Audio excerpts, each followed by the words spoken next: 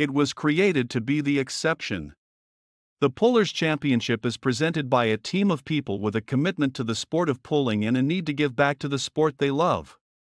The Pullers Championship was not created to be exceptional. It was created to be the exception. So, yesterday, how did you do? I got second place. I lost by 4 feet. And today? I was 700 pounds light because I didn't really know the weight of the tractor, and that was the first time I ever pulled her. And today, well, let's talk about today. I put her in the 16,000 pound class. I put her in third gear. They were all 280, 290. One was 310, maybe 312. And you were? I put her in at 370 feet right in the sand pond. The only mistake I made, I didn't put her right in the registration booth with the girl. Let's make some noise. Good running. John Deere out of O'Keefe, Iowa coming up. We got one right behind you.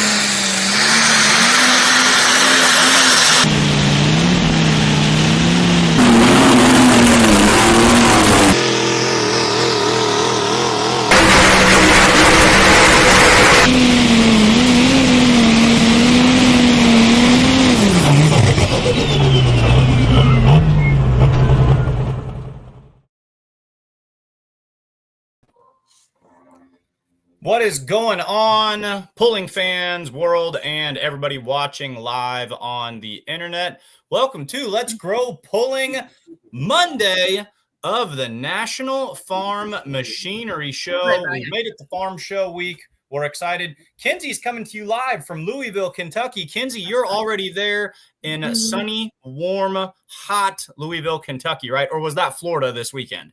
Yeah, that was Florida.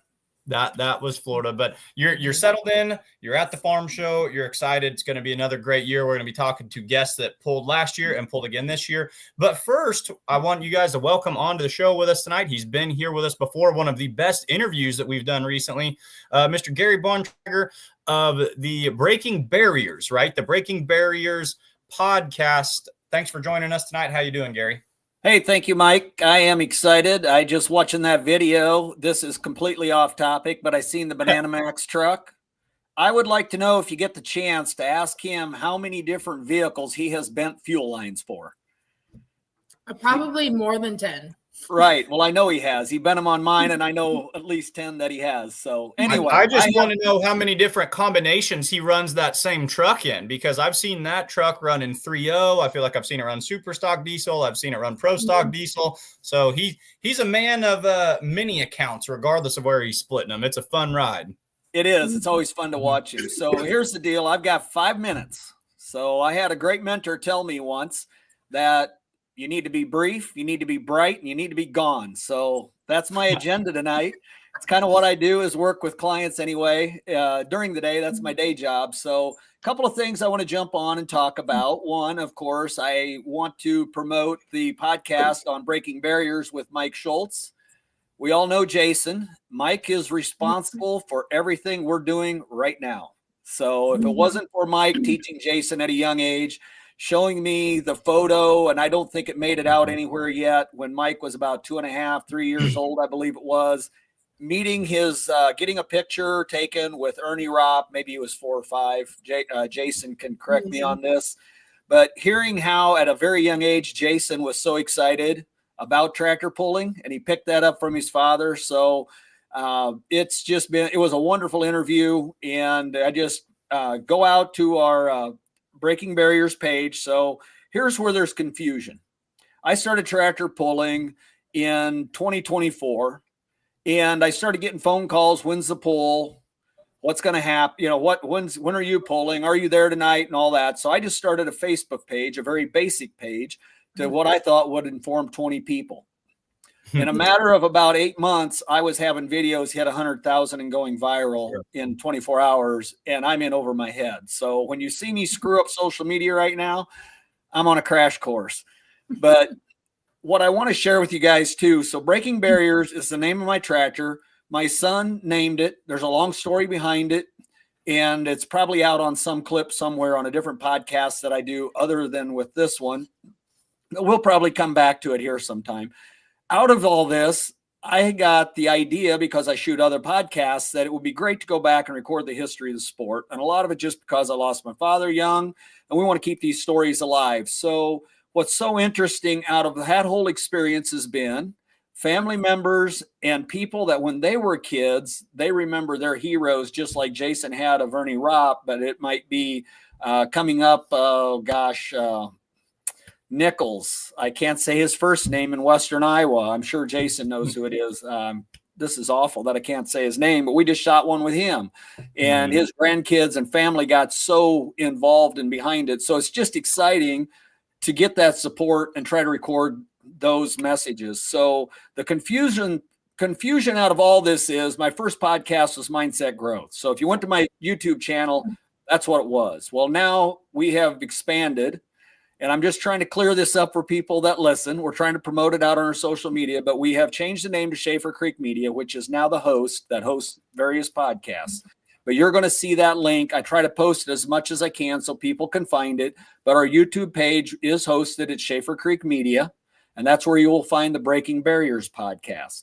And then the Breaking Barriers podcast, I also have a Breaking Barriers pulling tractor that we campaign. And so it gets confusing with all that. So thank you for having me on tonight. I don't know if you have a couple of questions or not. Well, we've got a comment right here that I think is worth addressing while we've got you for a little bit of time. And we did have some schedule changes, so we can push this a little bit later. And I know Jeremy's waiting. Keep it up there for a second.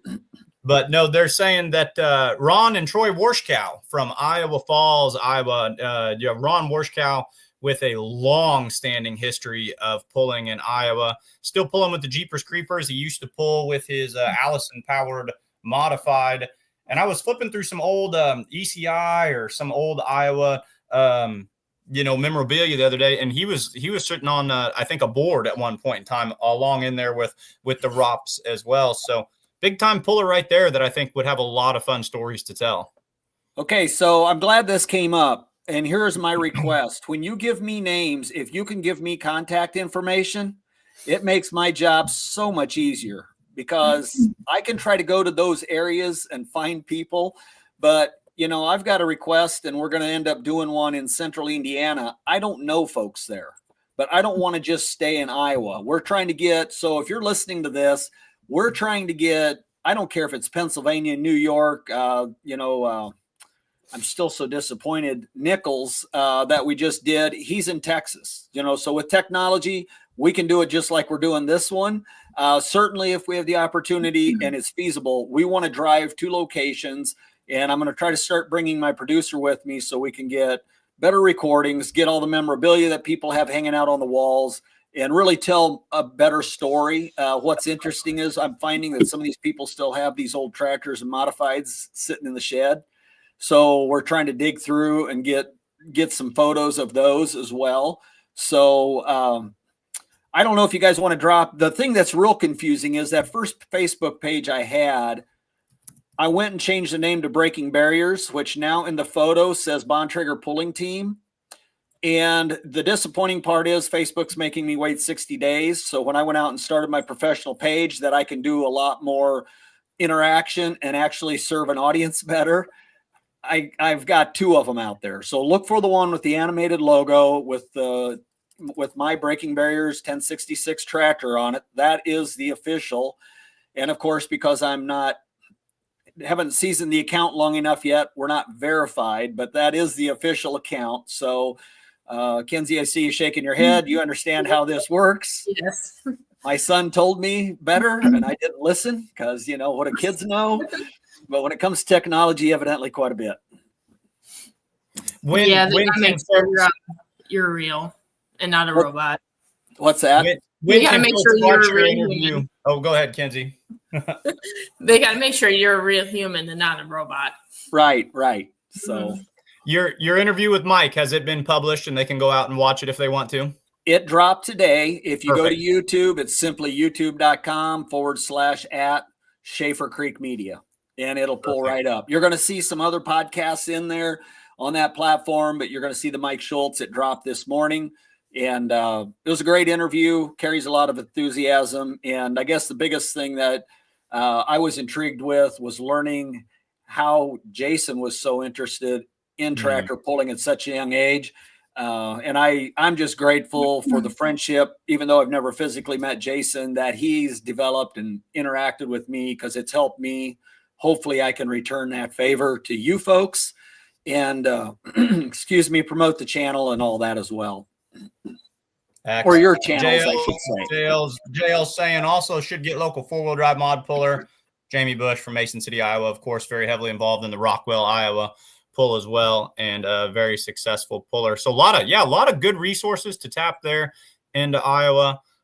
Gary, we appreciate you coming on and telling us about your awesome podcast that you're doing, especially with an interview with, as Kenzie would vibrant be the right word, as entertaining of an individual as Mike Schultz. The apple didn't fall terribly far from the tree when we got Jason, as I'm sure that you saw in that interview. Absolutely.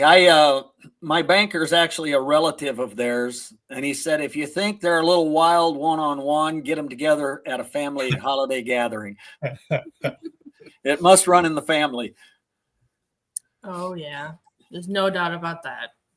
So perfect. No, Perfect. If you want to find us, we'll just look for the Breaking Barriers. If you sort through and find the logo for the Facebook, we're on TikTok as well, and that's my personal. It's under Freytown Gary. If you look for me on Facebook, you're going to see those out there too. Just small town kid that kind of tripped onto something here. And so we're just trying to promote the sport. And that's been the most fun. I mean, I was a race car fan and motorcycles, and yet I came back to my roots. I did some of those other things, but I came back to my roots, and I can say this is the most enjoyable. And I think the thing that makes it so dang fun is the fact that everybody is so helpful. It's not like we're all fighting to compete and wanting to, throw beers and fists at each other once we're finished. I mean, they're really, for the most part, everybody likes each other and truly tries to help. And, I experienced that in Cloverdale. I think I could have bolted 6 turbos on there if I'd have taken them all. It was just, people were like, hey, I got one, I got a spare, and it's kind of like we're working through some of those things, trying to figure out what to do. But it was just, the generosity is big.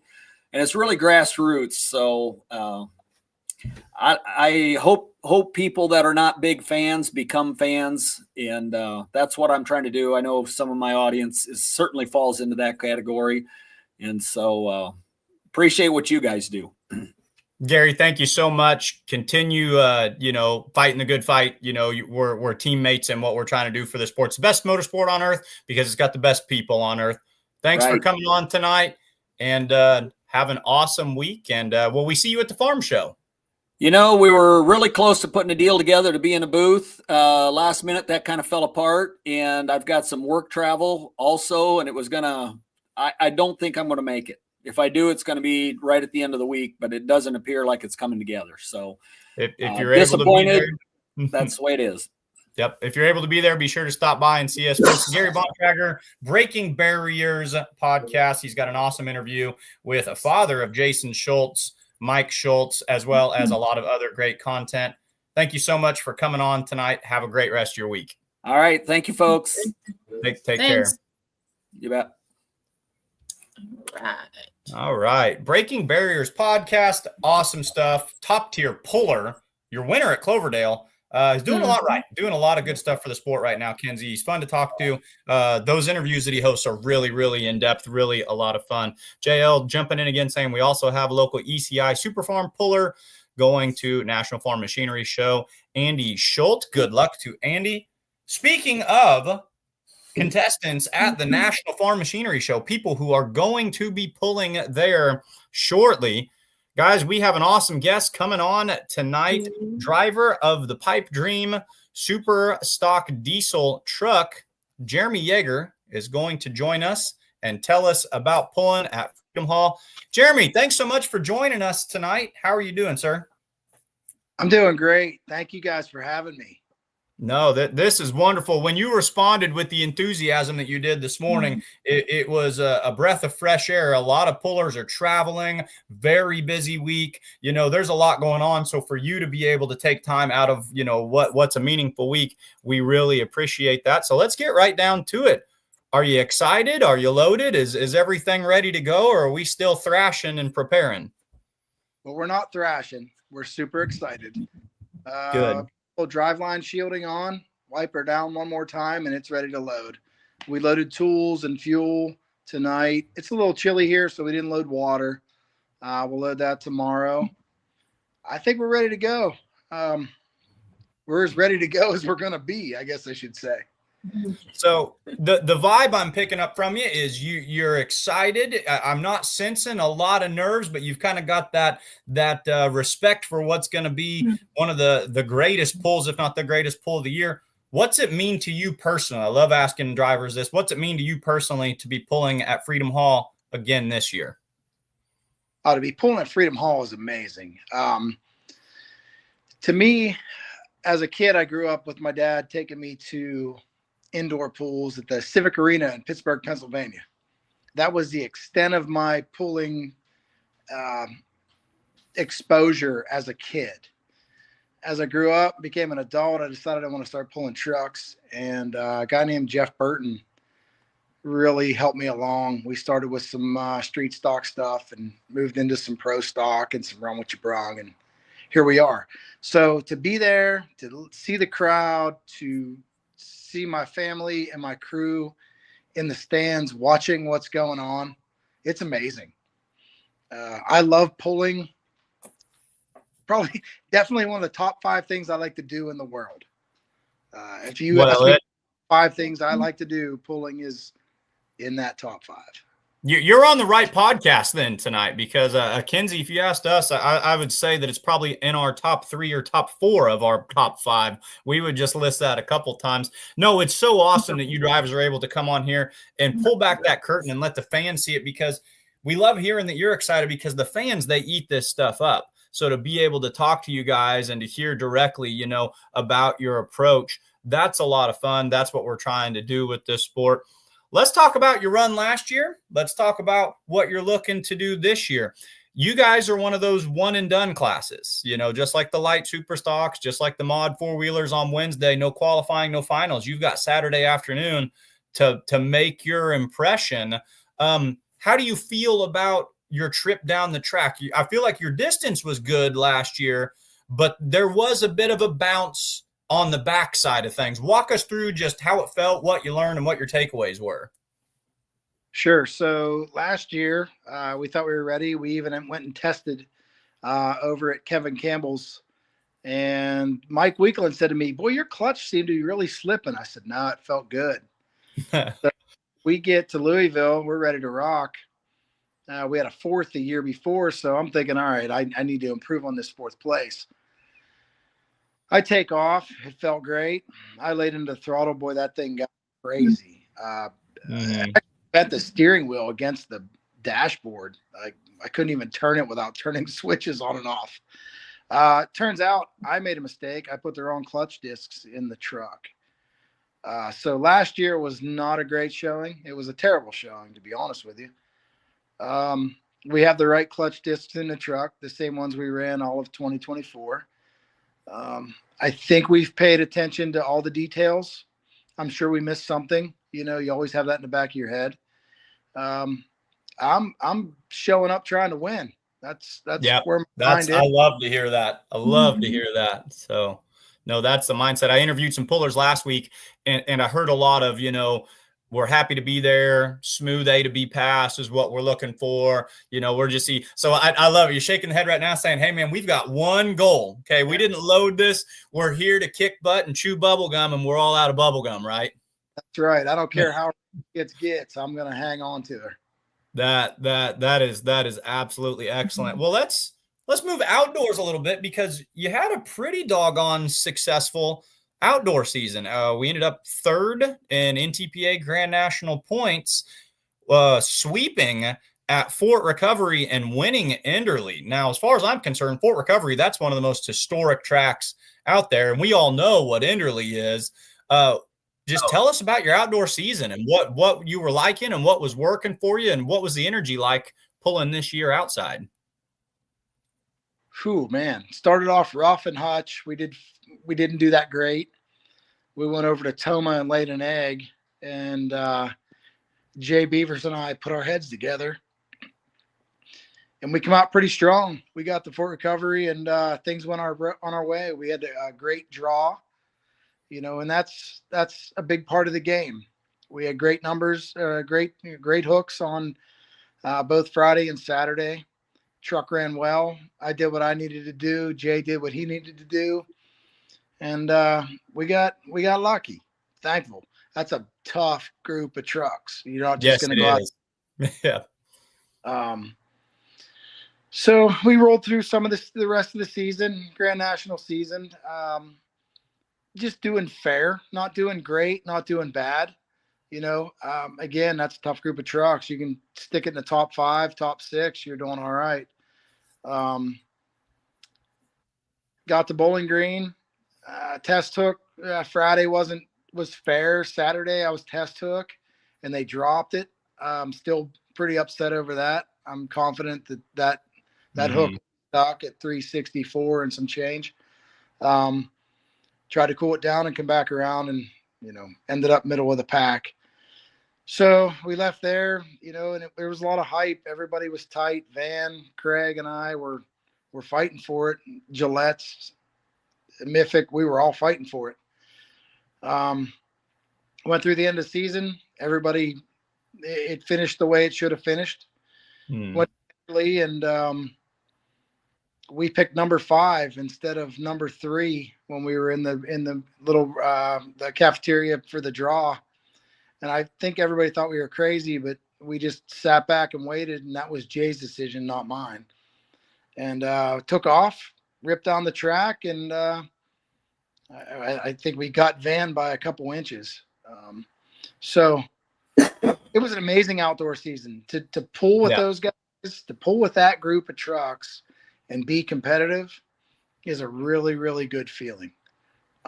That was our first trip around the moon with the trip around the sun with the Grand National Tour. And it was amazing. Everything was fun. Every pull was fun. We ate good. We pulled well. We drank well. It was all great. And I can't tell you one thing I didn't like about my summer. I love everything you said. This is one of the, and Kenzie can attest to this. It takes a lot to get me to shut up. I'm a strong speaker and a terrible listener, but that was fun. Just I could listen to you walk us through the season, the energy and the enthusiasm. That's awesome. One thing I picked up on, and I want to pick your brain a little bit about, you've kind of alluded to a big part of your game and your approach and how you prefer things is, your draw, where you're hooking. Do you prefer to hook later in the class, closer to the front of the class? Where do you kind of like to be when you're taking your approach to the track? My approach is typically I want to be first. Okay. Typically prepped well. You got the sled sitting there chilling out while we're, changing weights, doing whatever we're doing between classes. I like that first hook. I feel like I'm more confident with that first one than the last one. You can win from either place and you can win from the middle, but if I had my choice, I like to be first. What prompted the decision then? That's actually the opposite of what I thought you were going to say. What prompted the decision at Enderley to punt on the 3 spot and to go all the way back to the final hook at the 5 spot? We just took a walk down the track early in the day and decided. That's felt the answer. We didn't, if I couldn't be first, I might as well try last. Okay. I like that approach. Tell us about the track at Louisville. You talk about reading the track. A lot of pullers get on here and they talk about you better have a hole shot. This is the bitingest doggone thing, and you've got about 3/4 of a second to make your decision on your throttle play. Give us your spin on what you see at Louisville from the times you've been there. So I'll be honest. I haven't paid a whole lot of attention to the track in Louisville the last 2 years because the nerves have just been roof. I mean, it's an amazing experience. You're almost like you're out of your body. Sure. In there walking around poking. I poked the track, but I don't really know what the hell I was poking. A little different than outdoors. I don't know why, but I mean, it's an exciting and prestigious place to pull, and you want to do the best you can. And I truthfully think like the last 2 years, like my nerves were just all over the place. But You're right. You better get out. You better get after it, and you better hope you pick the right line. A to B is not an option in Louisville. You need to get after it, fast, and if you want to win. Yeah, you've got to have that speed, and you need to make sure that you avoid overpowering the track or putting the bounce down as well. But everyone talks about it. It's early on in that whole shot. I like what you said with the out-of-body experience. You're not the first puller to say that. We hear this more than once. I was interviewing another puller, and they said they swore they were hovering above their tractor. They were like, I swear to God, I could look down and see the top of my roll cage. They were like, it doesn't even make sense. So, guys, it's such a neat pull. If you're considering going, go. If you've never been, go and check it out. It's really just as much fun as you can have at a tractor pull. Are you a big fan of the rest of the ag show beyond just the pulling experience, or do you stay locked in on just the pulling part of things? No, we don't stay locked in. We're locked in right now, getting everything ready. So when we get there on Wednesday afternoon, I'm going to tell you the fun begins. There's some work to do, but Wednesday and Thursday, we're going to walk the show. Mm-hmm. We're going to we're great to eat. I think we have reservations with Van and Patty to go to the Brazilian Steakhouse Thursday night. We're going to have fun. And ultimately, if you're not having fun doing this, you shouldn't do it.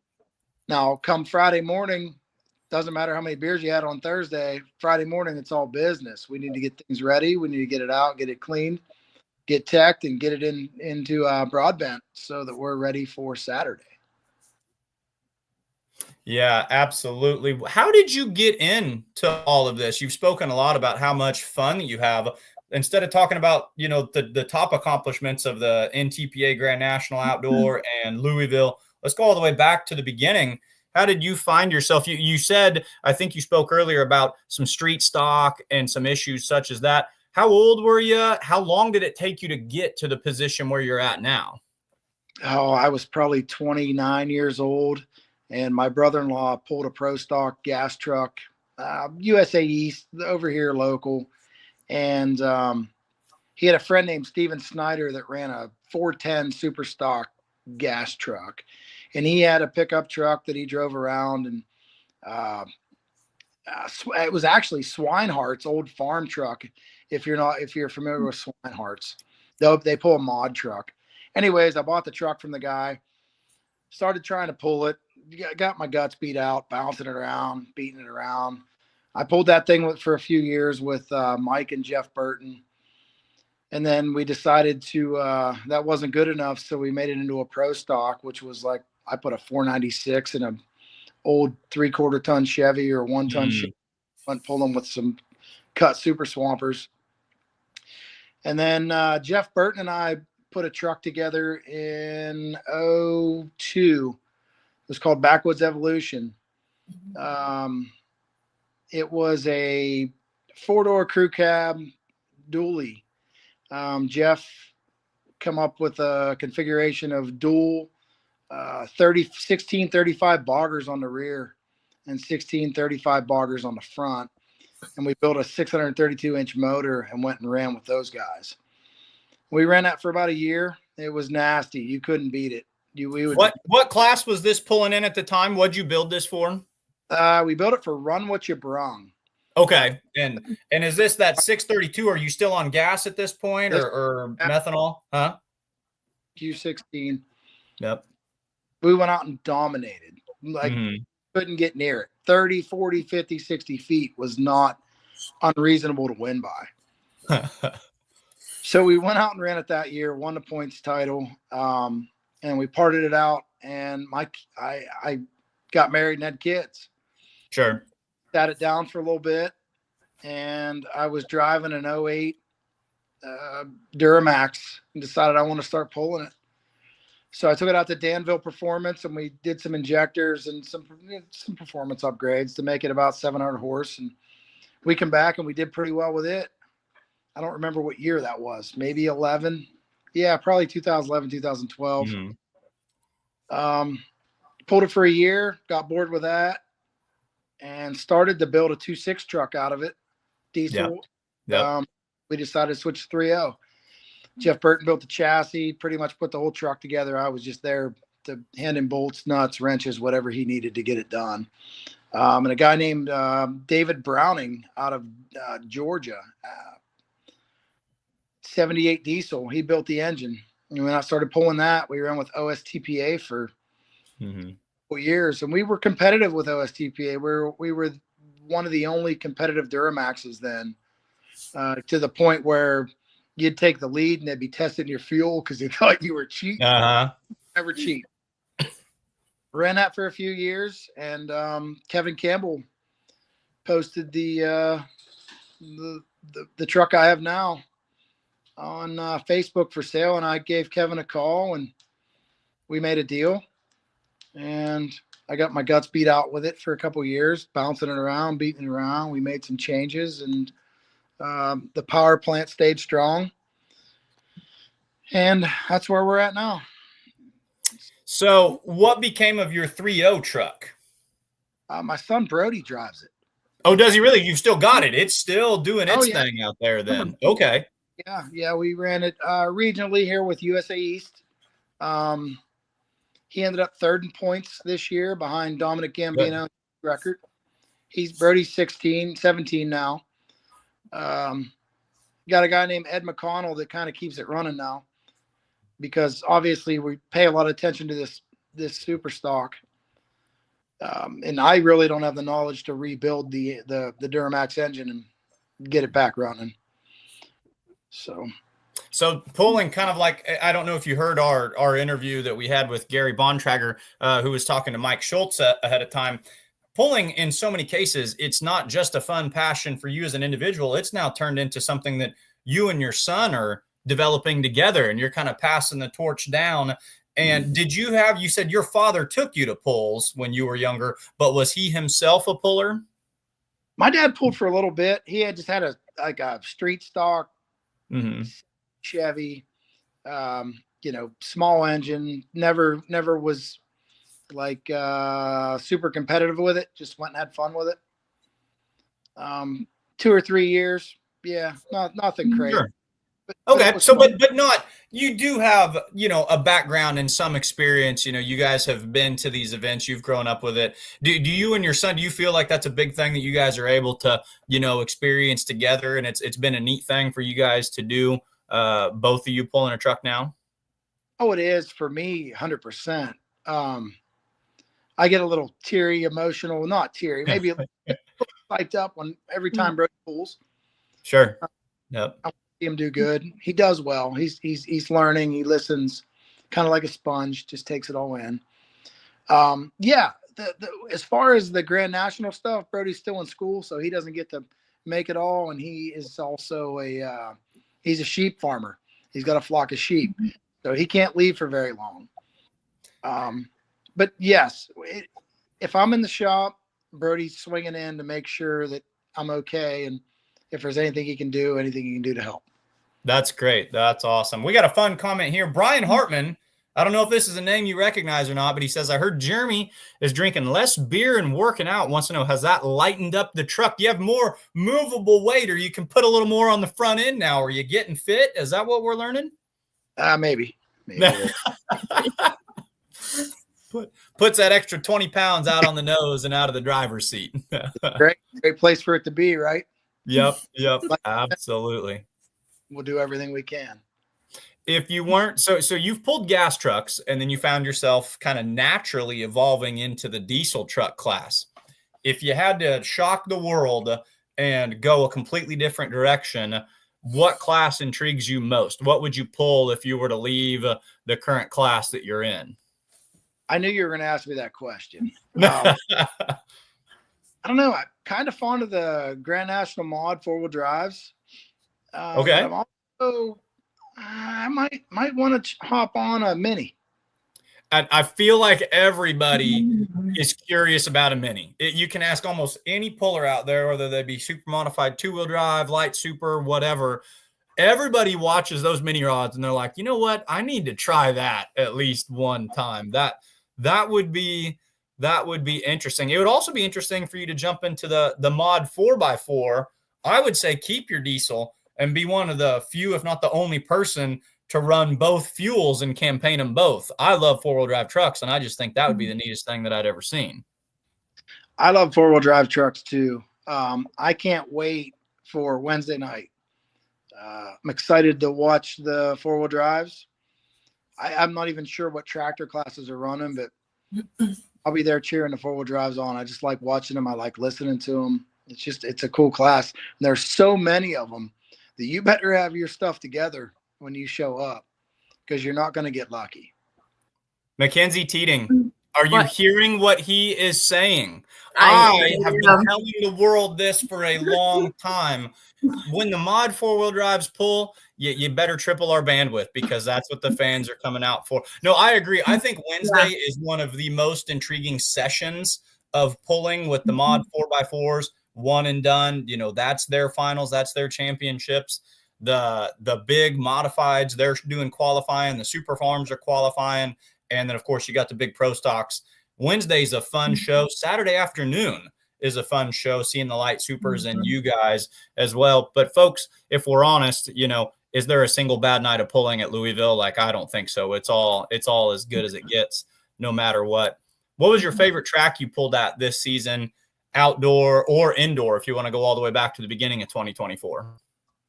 Well, I got to say Fort Recovery is my favorite track. It's been track. We've hit it the last 3 years. I love it there. It's a great place.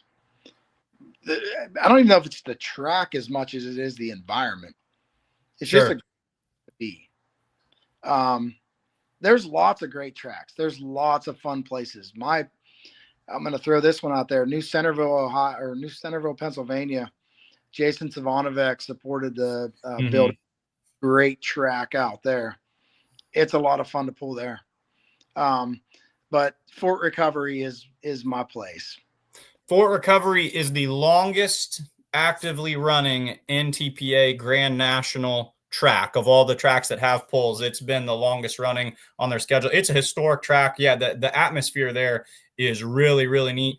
And it's one of those where if you walk away with a win, you've done something pretty big. You know, that's not a random Wednesday show in a cornfield. That's a big time place to go pulling. So for you guys to be successful there this year, you know, got to be something that you feel really, really good about. So who all do you need to thank? What shout outs do you need to give? I know that you don't do something like this without a bunch of people behind you. I'm going to give you the floor and let you just give a holler to anybody that's out there watching, or thank anybody you need to thank. Thank you. There's lots of people to thank. My family first. You got Chaos Fabrication that's keeping the engine running. Weimer keeps it in fuel and air. Got Randy at Performance Pros that picks up the phone every time I call him and always helps. I got Nichols Tires. I got CM Pulling Tires. Chad Mayhill's a great friend. I switch back and forth. I got Dino Pergolini and equipment that helps me out. I got Jay Beavers. I got Brody Yeager. I got Ed McConnell. I got my wife, Kim. I got Ed's wife, Kylie.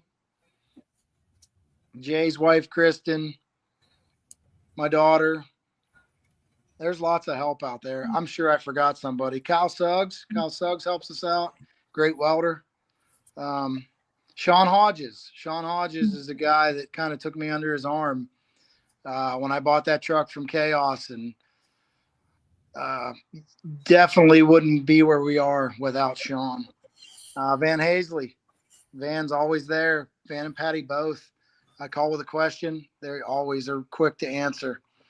Kent Crowder, Brad Ingram, they all help. There's so many people, and I don't know if all the classes are like this, but the four-wheel drive diesel truck class, everybody wants to help you. They don't want you to beat them, but they want to.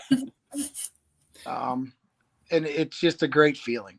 With it being one of the newer Grand National classes, one of the younger Grand National classes, do you think that's part of it? Is, you know, you competitors and friends, you're all passionate about the same thing, and you guys kind of all realize, and you mentioned, you know, the Kent Crowders and the Van Hazleys, that they've got to make sure that the class as a whole puts on a good show. So, you're all kind of working on the same team to grow the class and grow the sport. Do you think that plays into the good camaraderie that you guys experience in your class?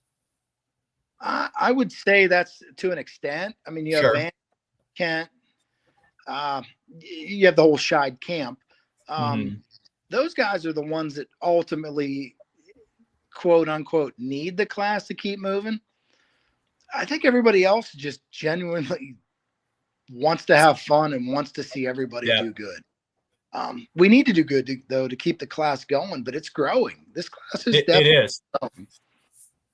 Have you noticed how big this is something I've really been taking note of over the past 5 years or so, the extent that 3.0 class is growing. I feel like people they draw more in common with trucks than they do with tractors these days. Back in the 70s and 80s, every young man grew up on a farm. Well, now it's more common for young men to go out into trade schools, and they associate with 1-ton diesel pickups. Everybody's got one of those. You're right. The super stock diesel class and that 3.0 class, I mean, do you just feel that they're some of the most popular classes out there to the young kids right now? Definitely do. 3.0, 2.6, anything that blows a little smoke and makes a little noise, I think is in a 4-wheel drive pickup is making a difference. It seems like some of the gas classes are getting the short end of the stick right now as far as 4-wheel drive trucks go. I'm not a farmer. I grew up working on. I'm an excavator, so I drive a pickup or an excavator or a bulldozer or loader. You don't see those pulling. So you're probably right. I probably tend to gravitate to it because I'm used to driving a pickup truck.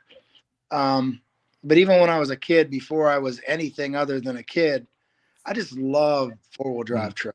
But 3.0 definitely is a great class that everybody's gravitating to. There's tons of them, and that's another class. You better show up and you better bring it, because there's just way too many to screw up. We were at Diesels and Dark Corners. Kinsey and I went down there to help out with production.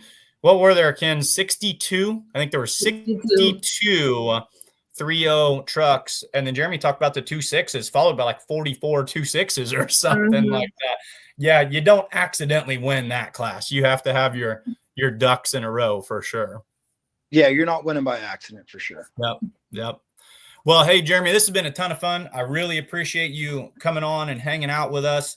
I like the way that your team does things. Work hard, play hard, and A to B. Louisville's not the place to look for A to B. You're looking for the sand, and you're looking for some hardware.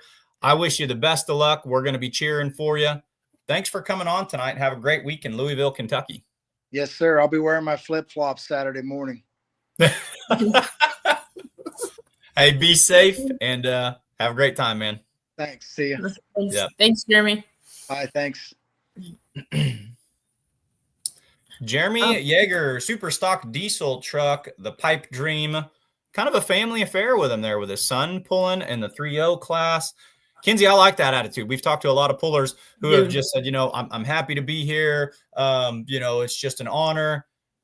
He's got it set on kill. You could tell by his approach that he's got his goal in his sights. That gets me excited. I always gravitate to the sporting side of things. So I'm going to be watching that truck with a little extra interest. It's getting me pumped up. Can't wait for Louisville, Kentucky. Not the only big pull worth talking about. What about the Pullers Championship? Mr. Brent Yaron's going to hang out with us. Hey, Brent, how we doing tonight, bud? Doing good. How are you? Doing really, really well. What updates in the voting process can you give us at this point in time?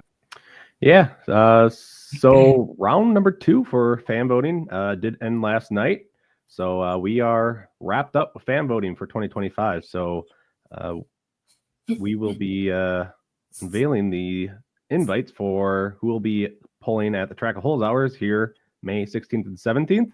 And that will take place next week, Monday at 7:30. So be live on our Facebook page as well as the Beer Money page. So tune in for that show as we will reveal who will be the fan voted invites for each one of the classes. Now you've got the results, correct? I do. So today I did go through and looked at see who made it. But before I did that, the rules stated that you could only vote once per day per email, and that you couldn't abuse it. I went through and found the abusers. So we the record this year, the record all time is over 2,500 votes by one person. By one voter, not that someone received 2,500 votes. That correct. One person, like Mike Eitel sat there and voted 2,500 times. Yeah. This year it was 597. So hey, kudos to whoever spent the time to do that, but those votes didn't count. Well, I'm gonna say with the mustache and the state highway, trooper vibes, like you are cutting down, like you are enforcing. So we went from 2,500 to 597 or whatever. So we stated from the beginning that we want to make it fair. Obviously, it's once per day per email, but we don't want you abusing that. So we have the ability through jot forms. That's who we use to do the voting, that we can see where you're voting from, what devices you're voting from, and we can easily tell on the backside who that you're voting multiple times. So we do go through, and we want to make it fair for all competitors, and we were able to do that. So it did change some of the voting, but so now it's all fair, and we've done it every year. And we'll continue to be upfront and tell you that we will go through and remove those votes if you are abusing the system. So, but with that, we do have everything ready to go.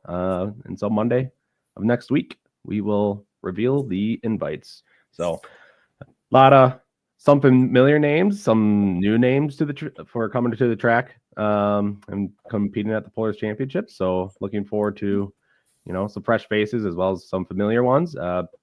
Past champions, both, NTPA, PPL, a lot of big names that will be coming. So looking forward to it, and I'm excited to reveal who's going to be there, and, starting to move forward and looking forward to the event here May 16th and 17th.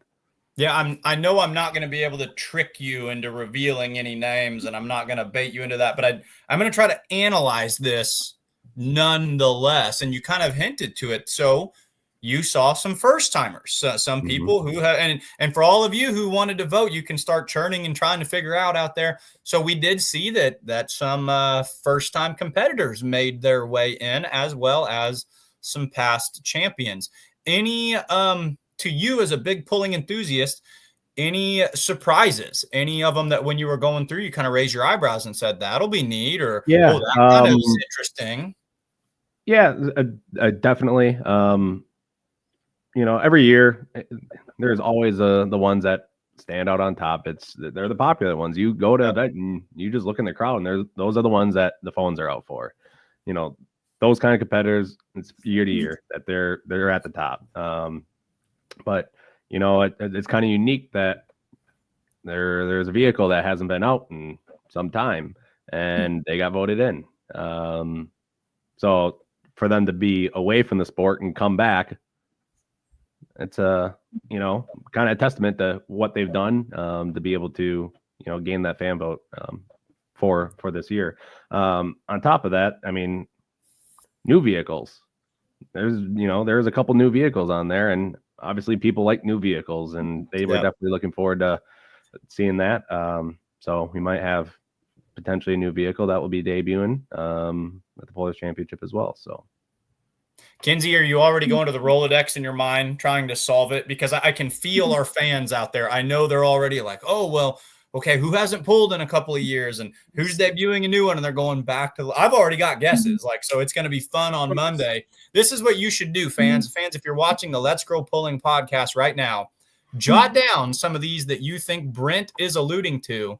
And when we reveal them on Monday, you can see, if you were correct or not. You can get those handshake bets guys back on here again sometime and bet $5 or a cheeseburger and see if you're right or not. Brent, what else can you tell us about this awesome event that's going to be coming up here the second weekend of May, third weekend of May? It's the weekend before Memorial Weekend. That's the best way that I just described, because I don't know what weekend it falls on every year. So weekend before Memorial Weekend. Third weekend this year. Yep. So there you go. Third weekend this year, May 16th and 17th. Yeah, we're we're in the planning stages of everything. Also looking for sponsorships. So that's kind of been that's going to be the big push now. Definitely sponsorship. So again, I say it every time I'm on here. If you know of anybody that's looking to be a sponsor or interested in sponsoring, we're looking for sponsorship. So please do reach out to one of us. Contact us page on the website. You can get a hold of any of us by phone or email.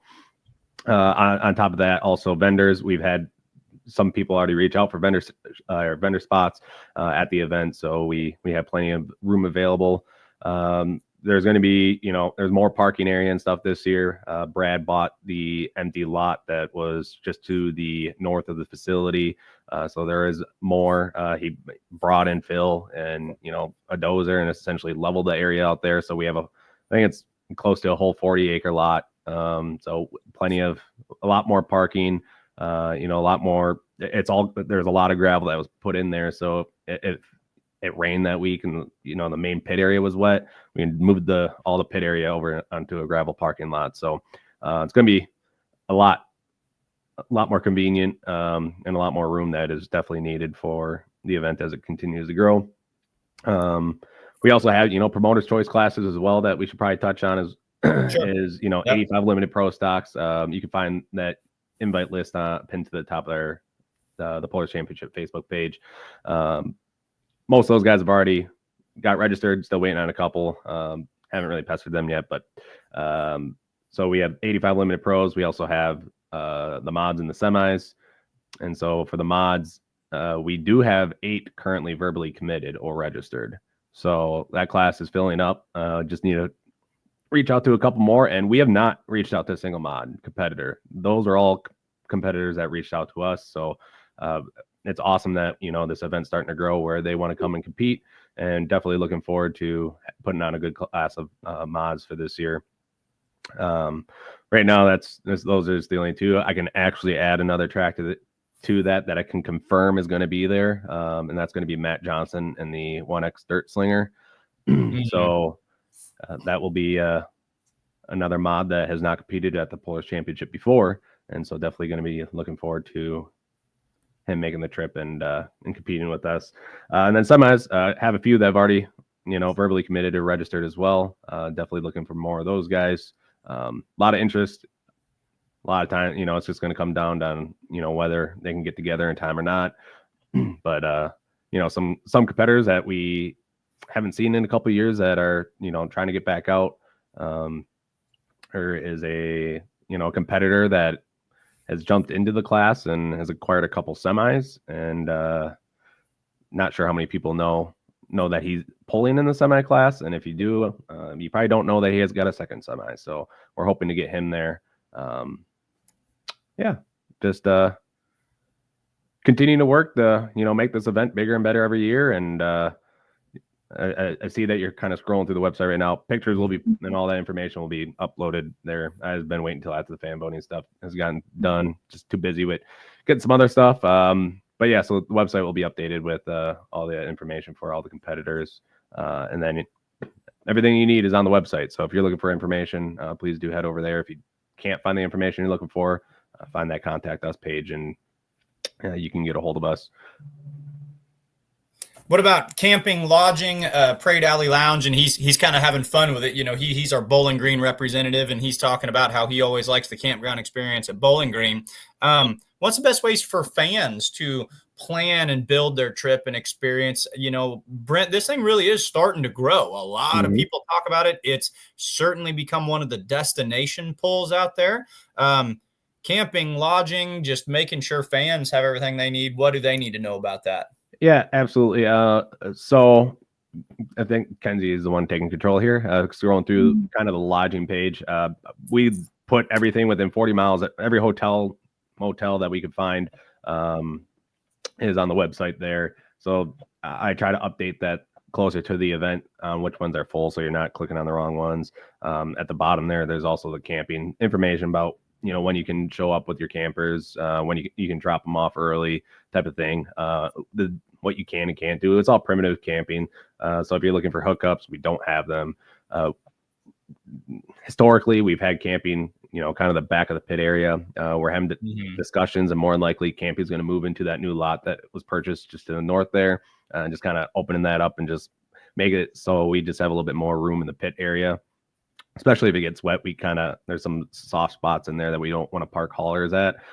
So just having that little bit of extra room definitely helps. But Nashville is not a huge area, but if you want to, there's a lot of like smaller towns with things to do. Now, there's still things to do in Nashville. So if you're looking for things to do throughout the day, or you come a little bit early, Mount Vernon's 30 miles away. St. Louis is 45 miles away. Yeah. Definitely things to do within the area. If you need to fly in, St. Louis again is right there. And then the one thing that you're going to have to note for this year is that 64, the major highway that kind of runs just north there of like Nashville, like the track is 2 miles away, is going to be under construction more than likely for the event. So we'll definitely be putting some updates on that. There is a road that will run, I believe, just south of Nashville that runs to Mount Vernon. So if you're coming from that direction, it's become a popular, road to use to bypass the 64 construction. So we'll definitely have updates as we get closer to the event, but just want to make people aware. So if you are going to be traveling to the event, and you might be booking a hotel in the Mount Vernon area, it's something to definitely keep an eye on, as traffic may be hindered for it because of the construction. Parade Alley, he is really doubling down on his campground idea here. Brent, any idea of, are you guys looking to steer into this side of things with hookups and, specific sites? Right now it's kind of just, if you've got it, you make it work, right? Correct. Yeah. So there's no like designated like spots. We're not, marking out areas for each individual site has its X amount of room and whatnot. So it's just show up and or the camping area, just be courteous, don't take up all this room. If you're coming in a group, kind of keep your group together and don't spread out, make a giant area type of thing.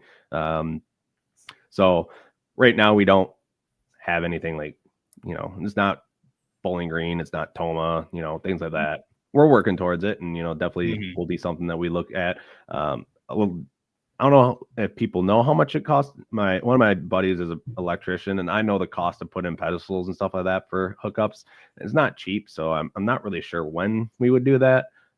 But I know Brad, if this event grows, Brad would definitely find a way to make that happen. Well, and you guys are doing it the right way. Build a quality tractor pull first. Build a championship level tractor pull where the funds go back to the pullers, and then everything grows organically. Yep. Around that. This comment, we didn't put this up. I'm going to put it up because it made me chuckle. You mentioned Nashville, and you just said Nashville, and then you said 64, I-64. So this is to anyone who doesn't know, the Pullers Championship. It's not in Tennessee. It's not in Tennessee. Correct. Yep, Nashville, Illinois. I should probably phrase that. But another thing too, with the facility itself, we're always looking. We put those surveys out every year, trying to figure out what we can do to, make the event better every year. And, we have found out that the speakers that we use, it was upgraded 2 years ago. Speakers still aren't, what we want. So we're investigating more of like an outdoor speaker system with like horns and things like that. So that's definitely something that we're looking at. We're also looking to add, and more than likely we'll have for this year, is speakers that will be able, if you've ever been to the event before, we call it Jeremy's building. It's essentially a big warehouse for a lot of the power sports stuff, and we're going to utilize that building because we can mount speakers on the outside of that building, and it will encompass the entire pit area and staging area.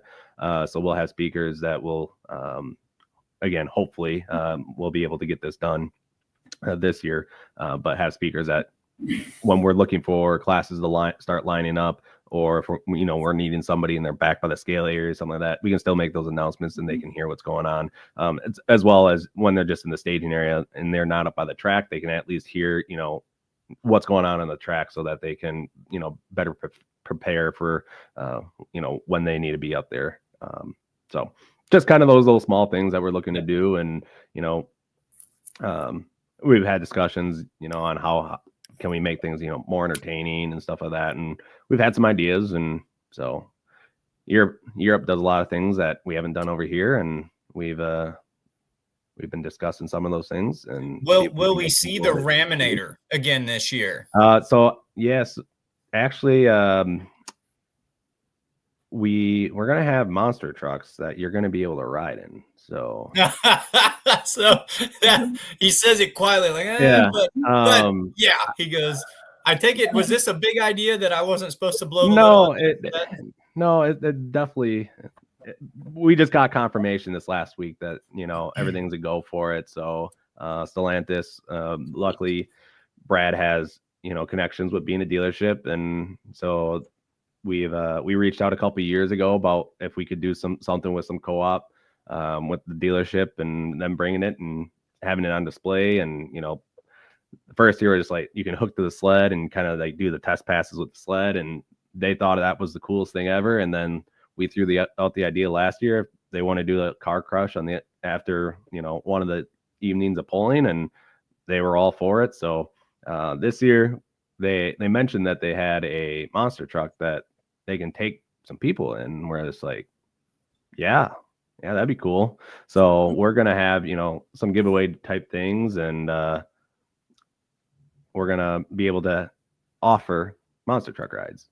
So, Kenzie, do you still have your breaking news sound effect that you play? That's your breaking news. The Pullers Championship is going to be creating an opportunity to ride in a monster truck. Yep. So, yeah. Yeah, that's really neat. No, it's become a destination pull. The fans talk about it a lot. What stood out to me that you mentioned tonight, Brent, was you had 8 modified pullers calling you. You weren't saying, hey, would you be interested? Could you do a fan vote? This is a promoters class. And they are coming to you saying, hey, we want in. When the pullers start doing that, that's got to make you feel like the mission that you guys set out on 3 or 4 years ago, that your plan's kind of starting to come together. Yeah, absolutely. And, mods are, it's a draw for fans. And, the first year we were able to get 9 of them, I believe it was. And, they put on a great show. And then this last couple of years, it's been tough with parts and just everybody being busy, and everybody has everything else going on in life. And so I think we had 6, 7 last couple of years. And so now, it's awesome that we can be able to have people reach out to us and want to be there. So there's going to be, again, debuts of potentially a new mod that has never ran a 300 setup before.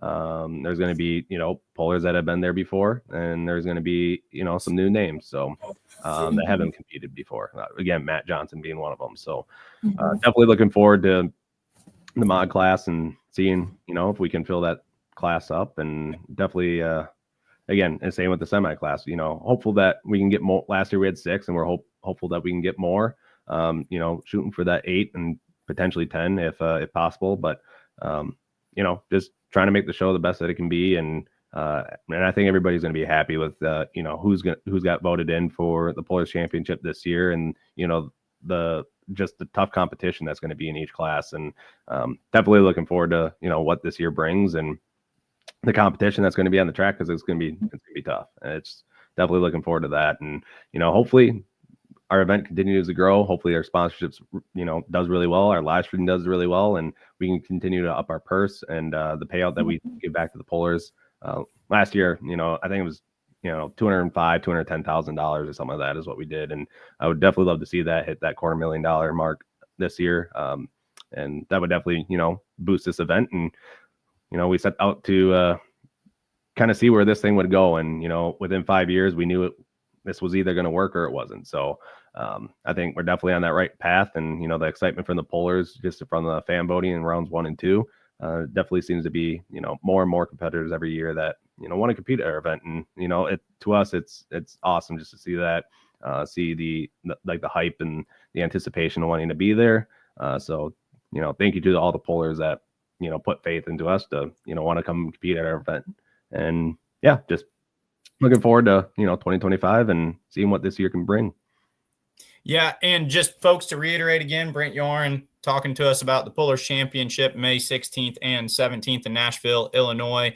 Tune back in next Monday on Let's Grow Pulling, February 17th, the Monday after the farm show. That's a big podcast. There's going to be a lot of fun things to talk about, where Brent's going to be hopping back on here, and he is going to be giving us the unveiled lists of the fan votes. Now, Brent, you haven't slipped up. You haven't given any names, but you also haven't told us any of the promoters' picks either. So I'm assuming those classes don't go public until the full debut 1 week from tonight. Yeah, so promoters, we kind of like to keep those as, until we make a post on Facebook. Those are kind of, especially in like the mods and semis, those are the draw classes, and people get a little bit more excited for those. So we just kind of like to keep those a little bit hidden and reveal those when we feel like it. And so definitely just be on the lookout. I've been posting all of our initial invites here, and then once fan vote's been released and they start signing up, we'll start making posts for all those guys as well and gals on the Facebook page. And I try to keep the moving forward, like I said, probably by next week the website will be completely up to date, and usually when they start registering, I'll get those competitors put up onto the website as well. So if anybody wants to see who's competing there, there's just click on the Pullers tab on the website and just choose what class that you want to see, and you'll be able to find all the information about them, where they're from, what their hobbies are, their pulling accomplishments, sponsorship, things like that. So definitely check the website out if you're looking to find more information on who's going to be competing. I saw Chuck Hobbs had a comment earlier, and I think he's really zoning in on some of the things you said. He's kind of quietly trying to make a guess. He said he saw that Russell Phipps is going to put a third engine on for the show. Is that the Hush Money tractor? That is the Hush Money. Yep. It's Russell's and then Steve Hood as well. You kind of mentioned that maybe there was one at the Pullers Championship who maybe was going to run a third engine combination and hadn't done so. So I think Chuck he's got a close ear, and I think he's trying to fill in some dots. So we'll have to find out. Here, I'll give you another one. Even after the farm show, he will never have ran one with a third engine. Okay. So that kind of follows up. Yeah, this comment right here. Doug Voth, yes. Griffin Brown. Absolutely. Any thoughts about going regional mods, PPL, NTPA, and Outlaw? Rough limit of 7,000 horsepower for 2026. I think what he's getting at here is that really kind of fun setup that we have out there with the Outlaws, with the twin Hemis or the triple Chevys. The Outlaw guys always kind of have to make a choice. They have to say, well, do we go away from our setup and put a third one on? And then you get the Ulmers with the sweet pain, and they say, well, even if we want to play ball, we've got to do it with the Chevys. Any thoughts on, flexing those guys in? We've already had conversations about that. We've had quite a few competitors reach out and ask about having that class. So it's definitely going to be something that we'll table for this year and have after the 2025 event. And it's definitely going to be something that's going to be considered. I love that class. Region mods up by me aren't really much of a thing anymore. So that's why, since they've added the light mods here back with the NTPA, that class kind of just took off, and it's going to continue to grow here. I've been out to, Rock Valley and have seen the Outlaw class, and it's a phenomenal class as well. Definitely a lot of combinations that can compete, and it's definitely going to be a topic of conversation. Again, wish we could have all sorts of classes, but we just physically can't. With the amount of room that we have at the event and time constraints. So definitely don't want to, overstep our boundaries with that and, ruin an event just because of too many classes. So yeah, it's definitely something that we've considered. There's other classes that are also being considered. It's just, what fits, what doesn't, and what makes sense and what doesn't. And, we're trying to keep things fresh as well. So, we don't want the same classes every year. We switch things up just a little bit this year and see kind of what this year brings and, how it all plays out, and just kind of have those conversations next year. And again, I do like that class, and, definitely would love to see it in if we can make it work. Well said. Yeah, that was well answered. That's spot on. Yeah, I like mixing it up. Super modified two-wheel drive trucks are going to be back this year. Diesel super stock tractors are not here this year. Yeah, that makes it sweet. You know, you go 2 or 3 years without something, and then the mod four-wheelers come back, or the the diesel supers come back, and then people get twice as excited about it. So, you manage it, and yeah, at the end of the day, you can't have 17 classes and still do a 4-hour show. Especially if folks are going to hang around for a chance to ride in a monster truck. So, Brent, I think we've picked your brain as much as we can. Yeah, and I want to say, not to say, if the event keeps growing, maybe we add another session or something, and all of a sudden now we can add more stuff. If it all works out, again, the more people support the event, the more things we can do, and the more money the pullers make. That's every last dime goes back to the pullers. That's what it's all about. I think that's every last bit of how I can ask you about a list you're not allowed to talk about. We just found a way to spend 30 minutes talking about a list that's not even in front of us. Any closing thoughts for us tonight, man? I'll answer Russell's question here.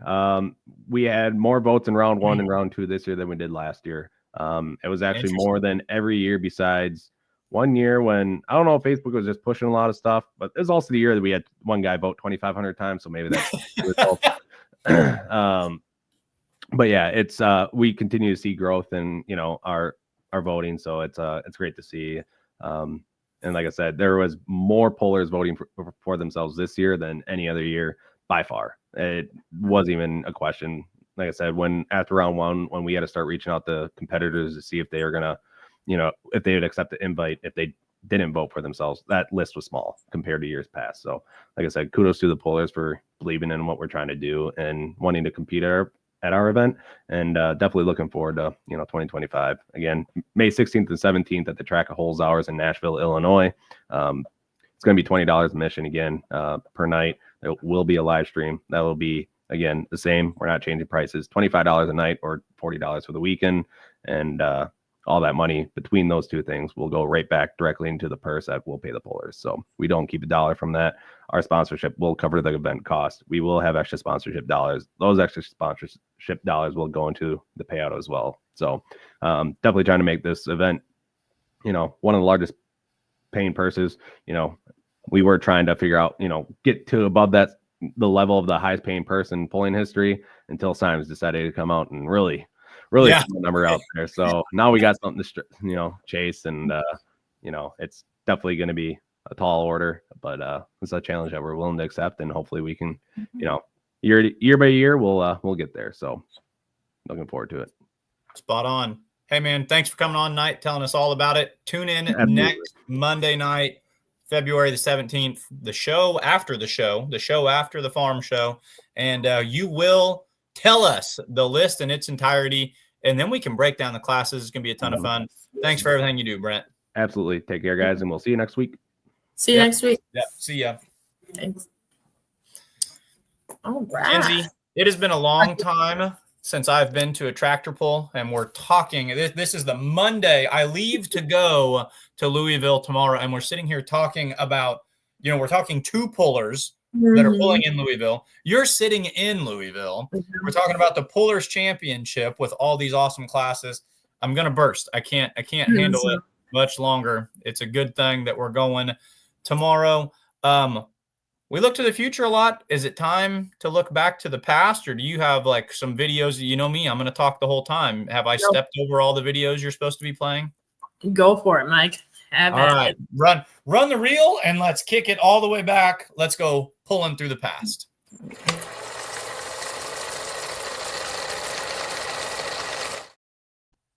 All right, are we buckled in for our history lesson this evening? Fun to look forward to what is happening, but a cool thing about truck and tractor pulling is the history that it has. Every single photo I have tonight, except for one, I threw one in late just because of the great conversation that we had with Gary to open up the show.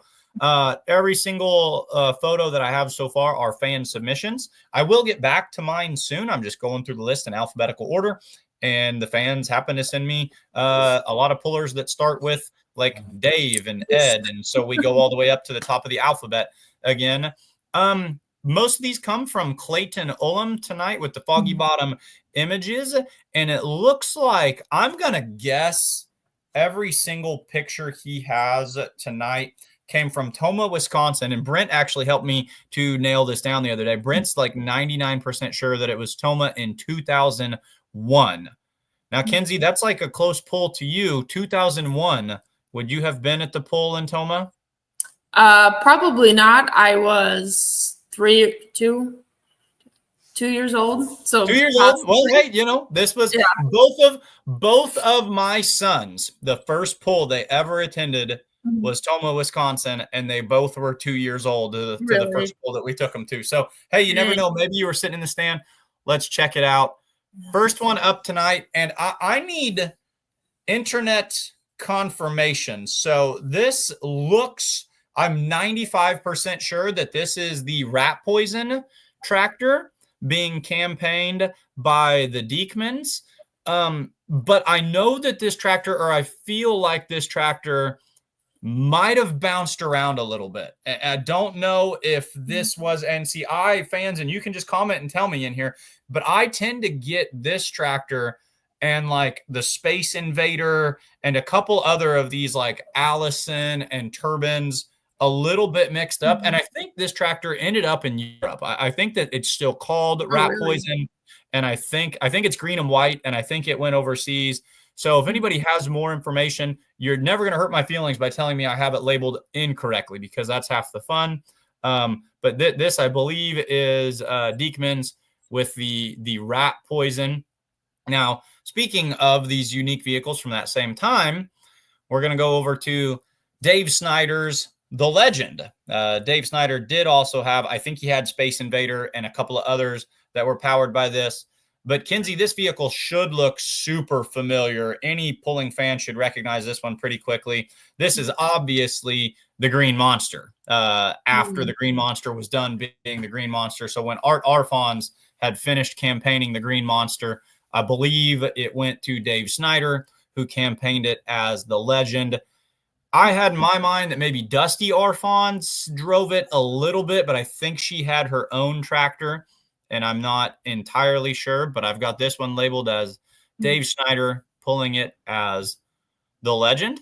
And I'm going to guess too, both these, Tomah, Wisconsin, that I'm like, that's got to be Tomah. I'm sure that looks like the grandstands. And this, I'm just assuming, since we're here in the same era, that this one's back in the pits. Now, the next couple, I'd bet the farm are Tomah. Same pull. These all have to be same pull. 2001 at Tomah. Dave Sonnentag in the Savage tractor right here. Might have been Doug Roberts's at one point. I don't know the lineage on this one, but it might have been like the Barnyard Beast and then went on to become the Savage. I think there's something to that. Yet again, I could be missing the mark. If anybody knows, comment. And then Dennis Johnson in Shag Nasty. Now, there were a couple editions of Shag Nasty as well. Now, this is not the same Shag Nasty that pulls in the light pro stock in the Outlaws. But, Kenzie, their last name is also Johnson. So that's awesome. As well. But this was Dennis Johnson's Shag Nasty. But if you look closely on the side shields, there's something, I almost want to say that it's Shag Nasty Light or Shag Nasty. So that there were multiple renditions of the tractor called the Shag Nasty. It was always an Alice Chalmers. If you know the history, help me out. It might have been at one point a D21 that was ran on diesel, and then it might have been, like a 7060 sheet metal or something. I think it ended with this Agco Alice sheet metal, and it was on alcohol. What I'm trying to pinpoint is, did they call it Shag Nasty Light or Shag Nasty something or another beyond that? Doug's chiming in saying, yes, it was Brian. I was going by the two engines on the 2018-19. He was going to buy the two engines on it in 2018 and 19, but ended up buying the Rolls Royce. I assume he's talking about this one right here. So all these pictures, I'm sure, came from Tomah. These are all courtesy of Clayton Ullum. The last couple I have tonight, this one's going to come from Jim Harmon. This is Ed Sass in the Herd Bore. I think I might have thrown a couple of these up here earlier. I have several that Jim submitted of this tractor. Just a typical good light super stock from the late 80s or early 90s. And then a picture I know I've posted before, but I wanted to post again. We had fans when we were talking to Gary Bontrager at the beginning of the show. They were talking about East Central Iowa pullers. And they said that Gary really needs to do an interview with Ron Warschkow, who pulls the Jeepers Creepers 2-wheel drive truck today. This is Ron Warschkow's original tractor, another one that was powered by an Allison. He was considered innovative for the style of trailer that he ran. You can see in the background, one of the first people to run a covered trailer. It was on hydraulics. It was like a camper shell that he raised on hydraulics. So we've got a couple of great pictures from Tomah, Wisconsin. Not quite vintage because they have the roll cage, but 2001, that's getting to be like 24 years ago. So I'm going to call that one closer to vintage than not vintage. And then just a good old fashioned light super. And then one from the mid 80s and a legend in northern Missouri and southern Iowa with Ron Warschkow and the Persuader that I've posted that one before. Pulling through the past. Tomah, Wisconsin, 2001. Would you bet 2001, Kinsey, if you had to guess? Is that the year you would put on it? Probably not the exact year, but in the ballpark. Yeah, I guess so. I made a post, and if you know, comment. Like, I love researching these pictures, but I made a post and I said this is gonna be 02, 06. I guarantee you that like the Roberts tractors would have been sitting in the background back there with the big toy and stuff such as those. So that's what we have for pulling through the past tonight. Let's talk about what you and I have going on this week. Booth 3194. We are not just floating heads on the internet. We are real people, and we are going to be in the West Wing, the West Hall. What's the correct terminology? We're really close to Freedom Hall. We're like 2 doors away from Freedom Hall, which is super exciting. Yes. But we're at booth 3194, where Full Pull Live is going to be teaming up with Beer Money Pulling Team. Swing by, make your picks. We'll walk you through. We'll teach you how to get involved in all the games and wagering that Full Pull is providing. You can grab your own Full Pull or Beer Money Pulling Team merchandise, all sorts of new stuff. I saw Hope was there setting up today. Cool shit ain't cheap, and cheap shit ain't cool was the hot t-shirt they were setting up.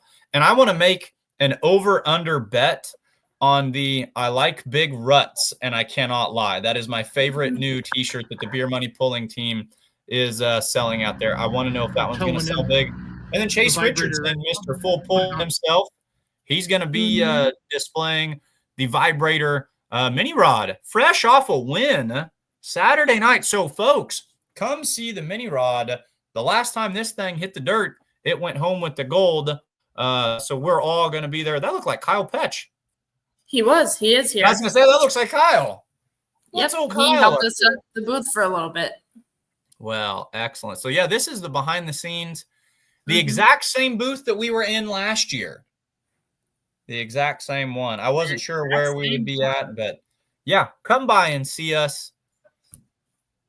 What should fans be more excited about, Kinsey? The opportunity to get a Beer Money Pulling Team t-shirt, their chance to get a photograph with the mini rod, or just everything about what we're going to have going on there. If you were a fan, what would be the coolest part in our booth you would want to come see?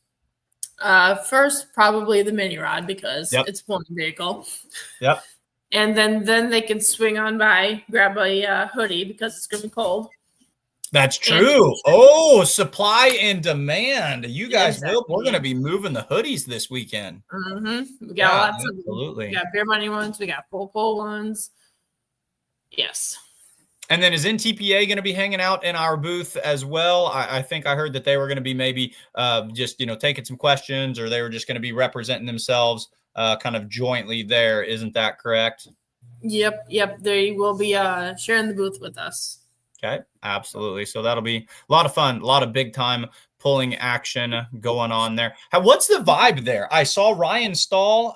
He made a post on Facebook. He was already getting his stuff set up. He's not far from us. I think he's pretty close. What was the atmosphere like just around Broadbent, around Freedom Hall, and around the exhibition today? What I've never seen this side of things. Tell me what it was like while you were there today. Well, Broadbent was pretty quiet. I haven't been to Broadbent yet. I've driven past it. Freedom Hall, quiet. Got this brand new ceiling in for so you can hear better. Does that have new sound system too? When I posted that picture today, it looked like not only have they kind of lowered that ceiling, but it looks like we've got new speakers hanging in there. Yes. And if there's one feedback that fans give year after year after year, before I got involved in pulling production or beer money pulling team, I would always get on the forum. And like the only thing you read on the pulling forum the week of the National Farm Machinery Show is people giving their feedback. I'll put it nicely, their feedback of the sound system. So it looks like, to me, that looks like they have made some big changes. I'm not a sound guy, but it looks like they've definitely got some stuff going on there. Definitely big improvements for sure. They were tearing up the track or working the track this afternoon. Those videos were fun. The most historic dirt in all of motorsports at the toughest track to tame in all of motorsports. Yeah, I loved this video because it's just got that recognizable, Louisville red look to it. Yes.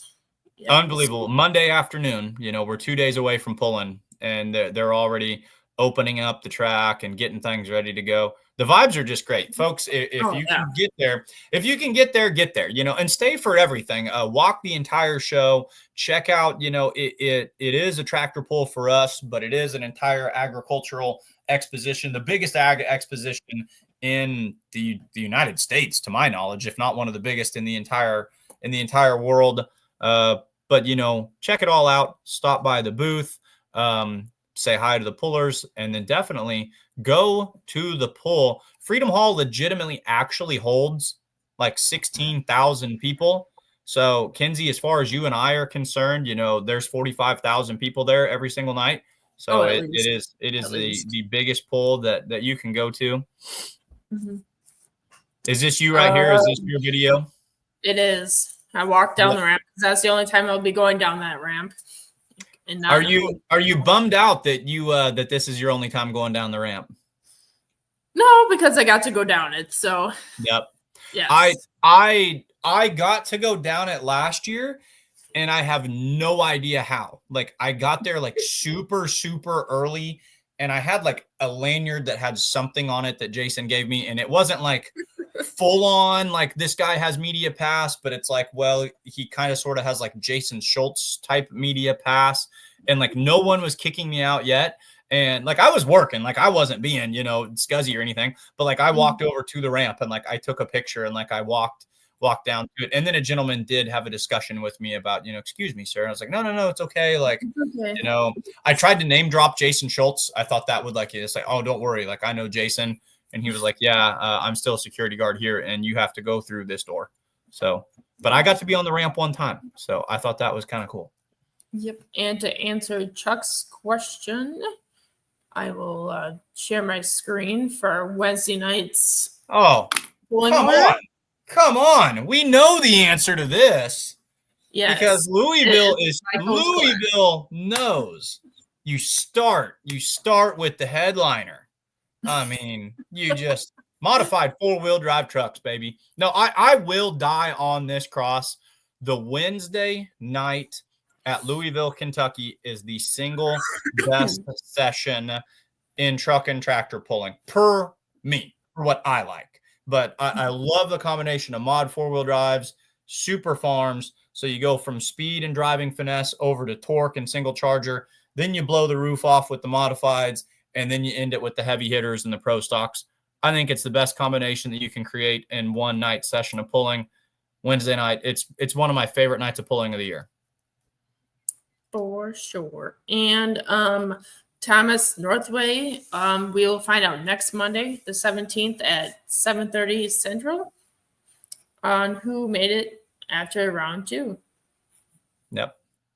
Yeah, actually, we'll know the entire, not even made it through. We'll know the classes. We'll know the lineups. Like they'll be Yeah, they'll be set. Chuck Hobbs says the headliner, there's no minis there. What a great question, though. I mean, we get this one a lot, and the Mid-America Truck Show does have the mini rods later on there in March. And, of course, the National Farm Machinery Show used to have mini rods. And people talk about that a lot. Will there be a day? And the precedent for that, Kenzie, what's fun is I'm pretty sure there was a time when light supers were gone. You know, light supers were always a cornerstone, and they got rid of light supers at the farm show and then brought them back. So it's not without precedent that you could bring a class back just because a class doesn't pull there actively. If they've pulled there in the past, that tells me that the committee is open to the idea of just, you know, having that happen. So it would be neat. I think it would be very well received the day that mini rods come back to the championship pull in Louisville. To that. That's true. All right, Michael. Should we go out west? Oh, and there's no truck show this year. There is no the truck show is happening, but Mac Trailer Running Nationals is not happening. The Mid-America Truck Show exists, but no Saturday night tractor pull accompanying with it. Yes. You need a breaking news sound for sad breaking news. Like you need like yes, breaking news. You heard it here. Right. They get something wrong. No, it's like the Family Feud that the buzzer. All right, guys, thank you so much for watching. This is the part of the show where I sign off. I have an entire week of teaching, and what I mean by that is one day. I have one day of teaching, and then I'm headed to Louisville. I'm going to turn it over to the Massetti and friends out west. Brian, I hope you're doing well. Michael, good to see you. The show is yours, my friend. Thanks. Safe trip. Have fun there in Louisville. Will do. Yep. Thanks for watching, guys. Yep. Take care, Brian. You too. All right. Kenzie. Hi, Brian. How are you? Good. How are you? Oh, living the dream. I know you're running the ship tonight, huh? Yeah, it's been going pretty decently. We're gonna add our lovely panel here. Cool. And Kevin. I think we got everybody. Looks like it. All right. Cool. All right. Good. So Well, Mr. or Panda, I guess, Mr. Tyler Brownlee on. How's it going, everyone? Tyler, thanks for joining us. Welcome, everybody. James, Trev, good to see you, boys. Uncle and Brandon. Feel like I saw you two earlier. Yeah. Uncle Steve, thanks for making it. Uncle Kev, good to see you. You too. So, as everybody knows, I think we like to bring on an esteemed guest and talk for a few minutes, and then we have a fun little game that James puts together. So tonight, we are happy to have our good friend Tyler Brownlee, better known as Panda. So Tyler, thanks for joining us. We tried to get him on a couple weeks ago, and some family stuff popped in, and Tyler is a good family guy, so he took care of that and lived to join us another day. Yeah, thanks for having me. So, of course. Tell us a little bit about yourself, where you live. You got a couple beautiful little kids. Tell us about everything. What's going on with Tyler? Yeah, so live in Santa Rosa, California, and I got a 6-year-old now and a almost 5-year-old. So keeps me pretty busy outside pulling. For sure. And what do you do? What's the family business? What do you guys do? So the family business is like general construction, but we focus on petroleum side of things. So underground storage tanks, lines, dispensers at gas stations mainly. Very nice. Yeah. And you guys also have the equipment side too, right? Yeah, we started something kind of a year or so after COVID. A lot of the equipment was sitting when it was slow, so we started a little leasing business on the side. Try to keep all the equipment moving. Good deal. Good. On the pulling side of it, what was the first pull you went to that you can remember? even just to watch? Say the first ones that I went to watch was probably Ukiah and Willits.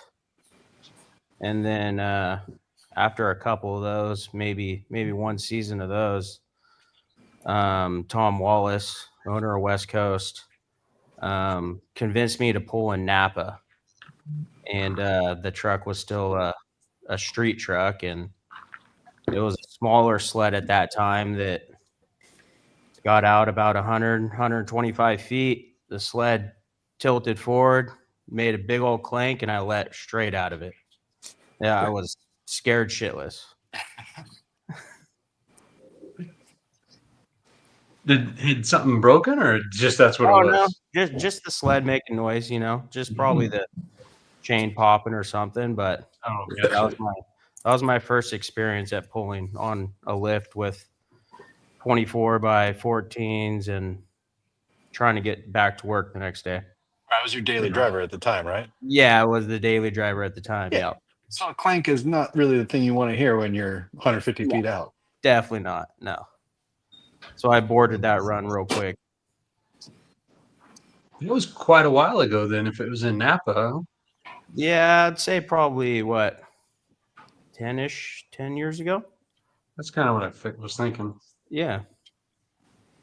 And you started with the truck that we know as Panda, right? Yep. That was your everyday pickup? That was my everyday pickup. That one right there. Looked a lot different back then. It was lifted and bigger wheels and more of a show truck. And then as I got more into pulling, I got tired of swapping all the pulling gear on and then taking it back off to get to work. And my sister had moved to college, and I got her handy-down Audi car that made my daily driver, and pretty much turned the Panda into a full puller from there on. Good deal. Yeah. Did you get hooked Any first one, even with the clank, or when did that really set in? Yeah, it was definitely the first one. Yeah. The first hook it sat in there. Gotcha. Once that little fear thing, you get rid of that, and you pedal to the metal. You're hooked on the first one for me, for sure. For sure. Definitely. What is there a pull that sticks out that, like, your favorite pass, or it was just a great event, or anything in particular? Say my two favorite events. Obviously, probably the West Coast Diesel Show in Santa Rosa, and then GSI in Madera. Those have to be my two favorite. I mean, it's nice being local pull. Oh, that was a good one right there. Straight from a wedding to the sled track in the Texas. Oh, yeah, that was a fun one. That was it. That was West Coast Diesel's pulls. Yeah. What was you were in somebody's wedding that day, right? That afternoon? Yeah. It was my cousin's wedding. I don't know, 30 minutes outside town. So the boys at West Coast got it all through the scales, weighed in, and got it ready for me. And I think I showed up about 30, 45 minutes before our class started hooking. So perfect timing. Yeah. Did you wear that tuxedo when you drove? If I remember. I did. Yeah. Yep. Pretty classy. Yeah. Built-in fire suit, Yeah. Good deal. Would any of you other guys have any questions for Tyler? You got anything new coming this season? Any changes to the truck that I should know about? Just a little bit of safety stuff. Changed the hitch to meet the rules, and I'm still waiting on a clutch to show up, but we are ready for Wednesday's hook. Cool. Nice. Yeah. I was going to ask. I got the impression you were coming, but you're ready to go. Yeah, I'm coming. We still have the old clutch in the truck, and it'll get me there and make the sled move. So we're ready. So are you going to be in the point series? Yes, sir. Yep. There you go. Already registered, right? Or signed up? Yep. Registered, signed up, and I'll be bringing cash with me. Nice. Cool. But you brought up a good point that I hadn't mentioned yet is Wednesday night, 2 days from right now, we're kicking off our season at the World Ag Expo in Tulare. Showtime is 6 o'clock. It's on the farm show grounds. Pretty exciting stuff. Max Cackle Power Sports is putting this event on. Their Facebook has some information about it. All competitors need to come in the back gate, kind of on the northeast side of the farm show grounds, and that road takes us right into right to the pool area, to the pits.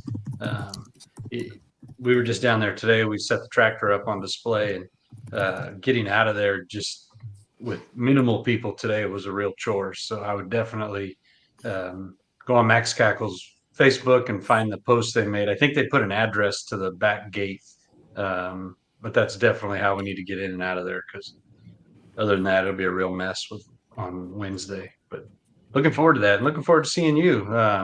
I know you, for a year or so, you kind of were waiting on stuff, and glad to have you back out there.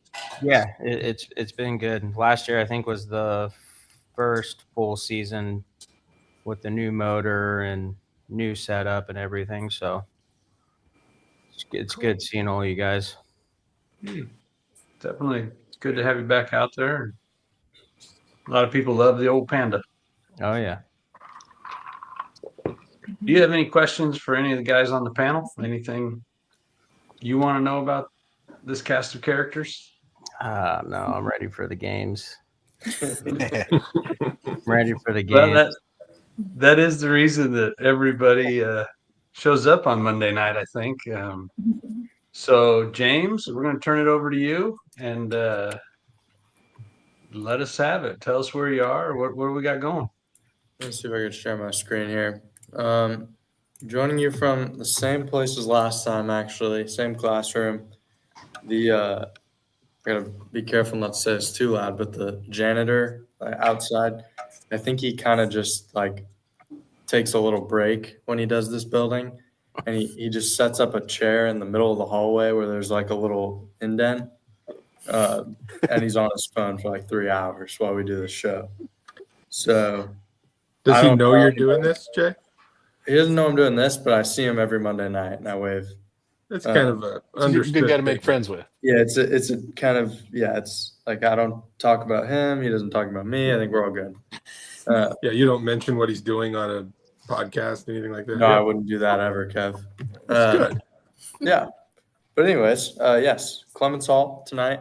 Tyler, I think you've seen this show before, correct? I have, yes. Well, I'm excited. To give everyone who doesn't know, brief rundown of the rules. Is Brandon playing with us, Trev? Yeah, Brandon will play. Okay, I'm very excited.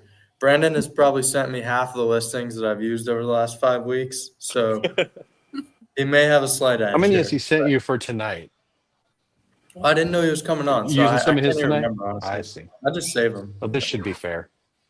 Well, yeah, it'll They'll probably forget. About the World Ag Expo, so we're prepping the tractor. So What's that? Nice. we're prepping the tractor for the World Ag Expo, making it all shiny and whatnot. Oh, okay. Yeah. Exciting stuff. I won't cheat. I don't remember any prices. That's good. That's good. I don't think there's anything. Yeah, there might be one or two that you sent me. And my phone's dead, so Oh, well, you're good. Just keep an eye on Trev for us. we'll do. But anyways, I'm going to show you guys a listing. You guys are going to guess the asking price. We invite the audience to play along. It's the closest answer without going over. You get 1 point for being that closest answer and 3 points if you get the dead on answer. The winner will get a GSI t-shirt if their last name is not Massetti, most likely. And yeah, the first listing here is this 75 International 1066 roller. It's got an Urmson transmission with the blanket on it. It's got a fiberglass hood, an aluminum rear fender, and it comes with a radiator and a certified NTPA cage. This one, I believe, I will give you a hint, is coming to us from the 51st state, Quebec in particular. Are we But guessing in it's, Canadian dollars or American dollars? This one is in US dollars, and it was posted in US dollars as well. Okay. They're getting ready for the change. That's good. Yeah, they're getting ready. It's IH 1066. All the information I have for you. I don't know what class it ran in or anything like that, but we'll start this one off with that. 20,000. 20,000. Uncle Steve? I'm going to go 22,000. 22. Kev?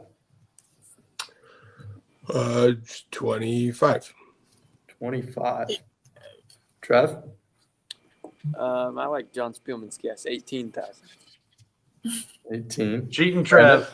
Yeah, he's already cheating. When you have to say like you like someone else's guess, that's rough. It's a giveaway. I was thinking way higher, but okay. You can go higher. You can go higher. 35. 35. All right, Tyler. I'm expecting big things here. I'm thinking 17.5. 17.5. Don't forget Kenzie. Yep, Kenzie. 29.5. 29.5. Okay, pretty good little range here. This one is 25. Wow. Uncle Kev, wouldn't you believe it? 3 points right off the bat. Shit. He said 25. You guys made that one too easy. You said 18, Yeah. 22. What's the next? Whatever you said. Pretty sure the ones before you were 20 and 22, but whatever. Yeah. I just no, kept whatever. I mean, it was too easy. I think I gotta look back, but I'm pretty sure in the last few episodes you've gotten a lot of the first ones dead on. I think they've been like 25,000 though. It was like a nice round number. Oh, gotcha. Okay. If I'm not mistaken. This one's gonna be a little bit trickier. It's a top fuel Harley. It's complete, but it has a blown up engine. Okay. Oops. It's got a 2-speed trans, Dyna 4000 ignition, PM wheels and brakes, weekend frame with a 14-inch rear tire, a double row chain, comes with the parachute. But as I said, the motor's blown up, needs a crank, rods, and pistons, but it's got fresh sleeves and heads.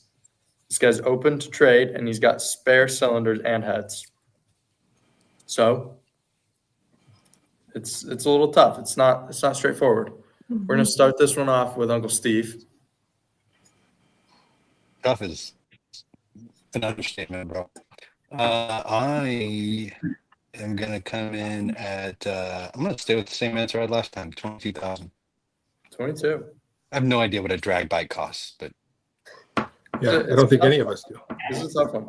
Uncle Kev? I will also. What'd Steve say? 22. I said 22. I mean, you're probably just going to stick with 25. It's blown up though. Yeah, it is blown up. That's The got last to be one like, didn't have an engine either. I'm gonna go the other way. Comparing a top fuel Harley to a International 1066. Yeah, but this one also has half as many tires, though. That's a half very as many good point. tires, much Really good much point. less cylinders. Yeah, true.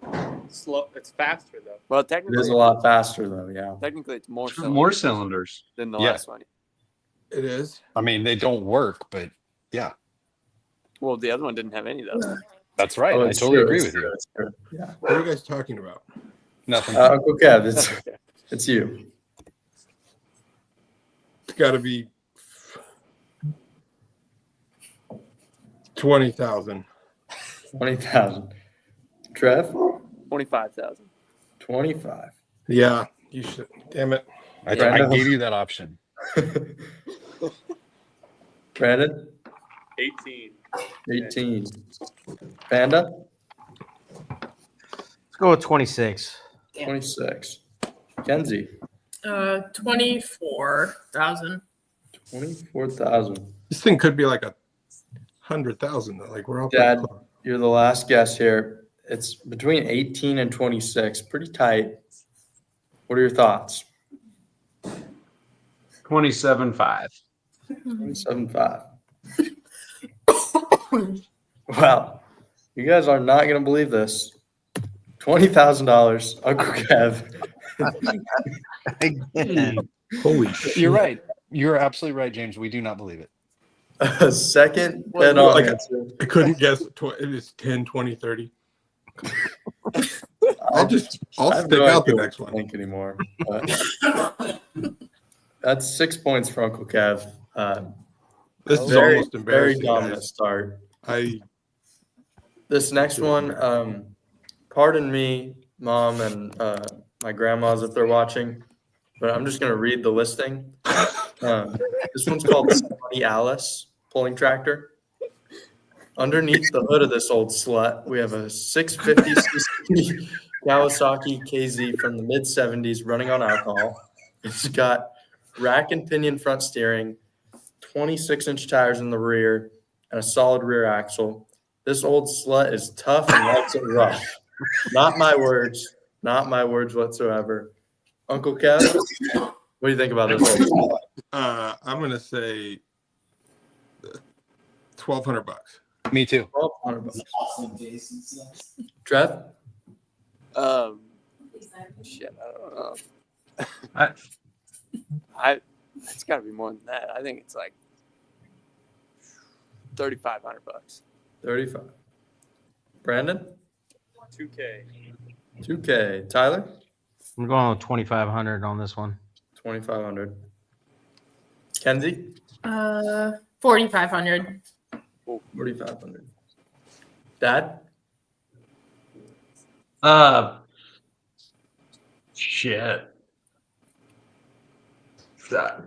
3,200. Gosh.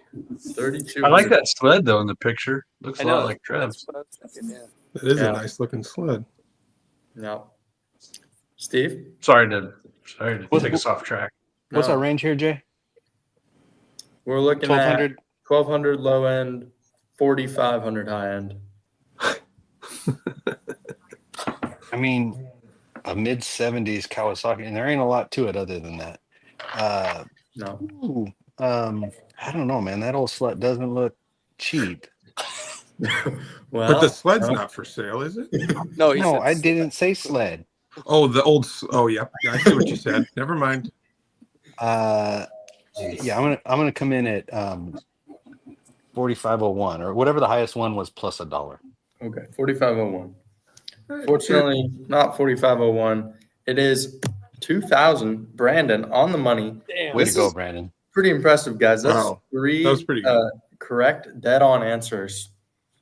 On the nuts. On the nuts, yeah. On the net. I would likely say that this is never before seen. So It's unprecedented.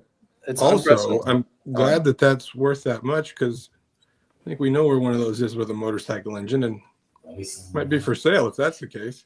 It's pretty similar build, yeah. That is substantially more than You gotta come what up was with paid for that. a pretty good name for it. The Ass Blaster's pretty Ass cool. Blaster, Though. Yeah. James, what's the highest score ever someone's gotten on this show? I want to say Kevin Lucas got 10 points, What? but we had more listings. I think we had 8 listings, something like that. Which we're doing 7 nowadays. So 10 is still impressive. oh yeah, no, he got 3 That's solid. 3 dead on, I'm pretty sure, on the nuts. And then one closest. But yeah, so far, very strong performance here from Kevin Brandon. Everybody That else was pretty not solid, quite as Brandon. much, but good. This next one, Brandon might have sent this one to me. No. This one is a 2009 smart car. It's super fun and lifted. It is a brand new BRAP 3-inch lift kit with aftermarket control arms and coilovers all around. It also has new Raceline wheels and new tires. Car rides and drives great. These little things are an absolute blast to drive. You can see it's pretty good. Did you have something like that, Tyler? We did have a little smart car. Really? Yeah. Don't Didn't have it anymore. Didn't have a Did lift. you know that they made lift kits for it? Did not. That's They would phenomenal. probably still have it if you did. It would probably help keep it. Yeah. I mean, this is legit. This is a unit. You could see the interior a little bit rough, but no big deal. feel like with this setup, you could literally slam on the brakes really hard and just lean forward, and you would roll right over.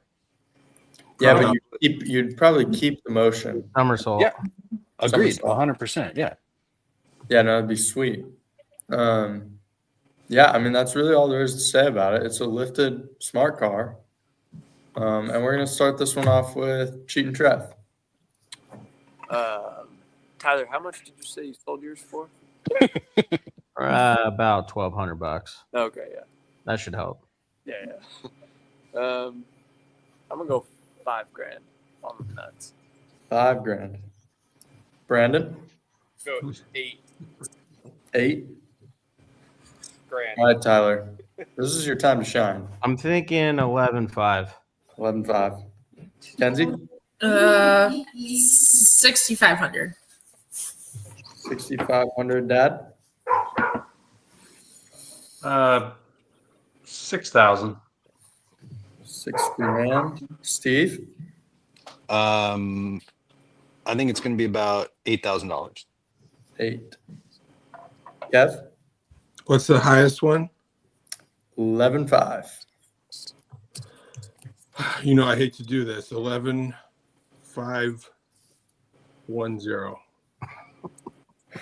$11,510. I didn't want to go 01 because that's a jerk move. Yeah, no, it's totally way more respectable. 1-0 is not a jerk move, Kev. Don't worry, Kev. Wouldn't It matter. gives them a either way. $9 cushion. This one, 9,500. So Steve and Brandon guessed the same, $8,000. I'm gonna give them both a point. Sorry, Brandon, I didn't mean to steal that from you. I No, didn't hey, realize. everyone gets a point. It's okay. Well, everyone, Actually, including you and Brandon. And, Brandon should feel pretty good about that because if I had known, I probably would have gone 8,010. yeah, that would have been much better. But So I'm glad I didn't know. I feel good about this. Thank you. yeah. Well, this brings the score to 6 for Kev, 4 for Brandon, 1 for Steve, 0 for everyone else. Still 3 listings left, I believe. Plenty of time to make up the difference. But Kev, far and away ahead right now. This next one, this one's going to be a little trickier. This is a water well drilling rig and mud pump. It's older, but it works. It includes the drill pipe, doghouse, and mud pump. Both engines run good. It was used to drill about 1,000-foot well last summer, but it's been sitting in the yard since then. This guy's looking for a smaller one, plus cash to make up the price difference, but it was listed as full price. Yeah.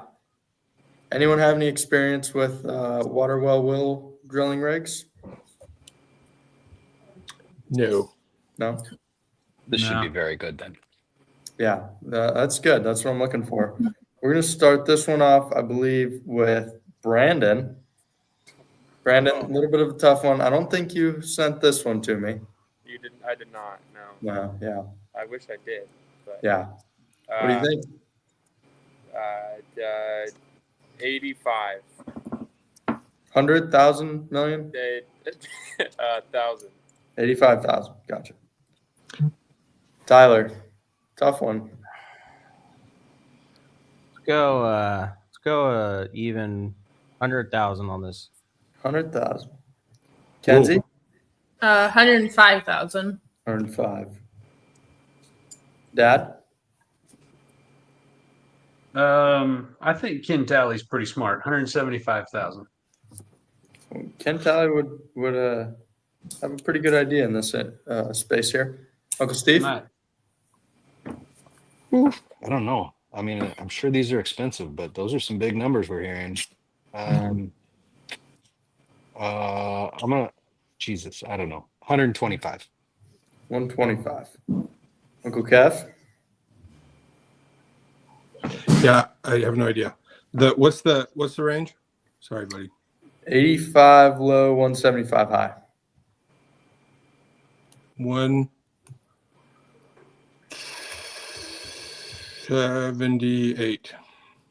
178. Cheating Trev, last guess. What was Uncle Steve? 125. Yep. Okay. You could share that guess. Wouldn't you like that? Yeah, I'm gonna go 125.01. 125.01. That would be $12,500. Yeah, but and then add a 0. okay, gotcha. Totally. $125,010. 125.01. That was pretty good. Unfortunately, I don't think that mattered. It was $180,000. Ken Talley and Dad with the correct answer. Very Thanks, good. Kenny. 175. That brings the score now to 6 points still for Kev. 4 points for Brandon. Dad and Steve tied for third place. Wait, what did I? What was my guess? With 1 point. You guessed. Oh shit! You guessed 178. Oh, shit. Yeah. Oh shit! Do I still get a point, Jay?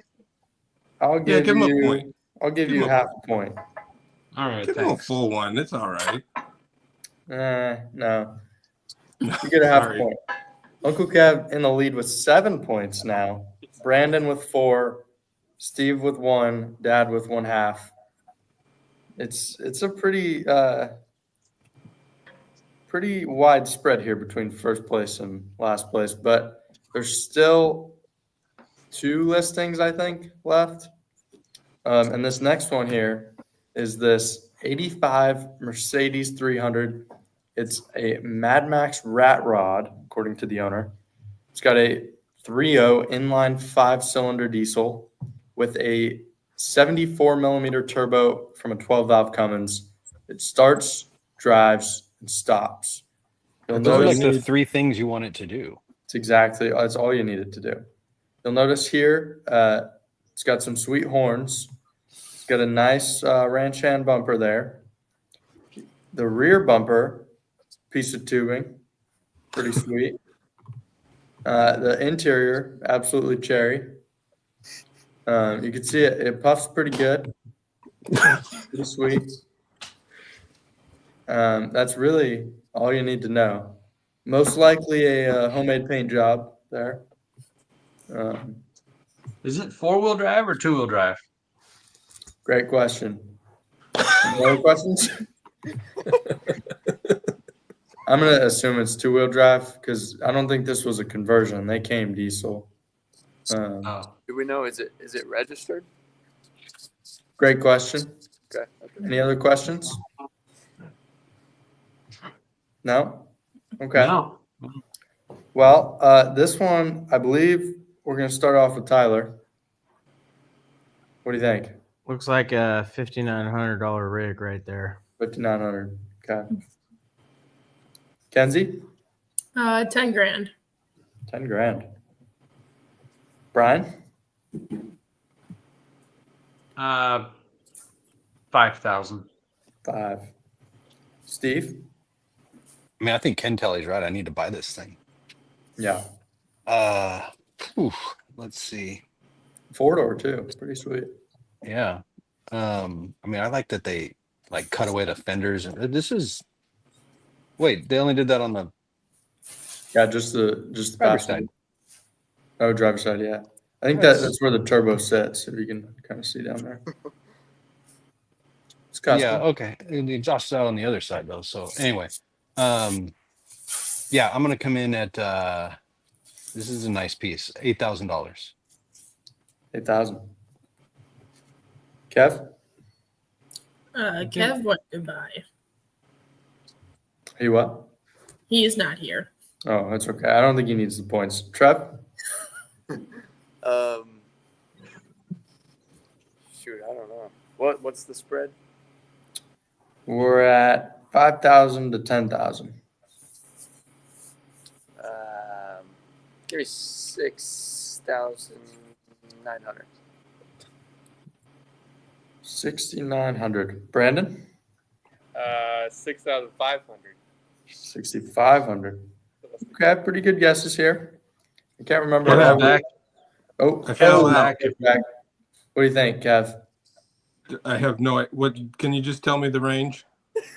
We're between 5 grand and 10 grand. Go a little more.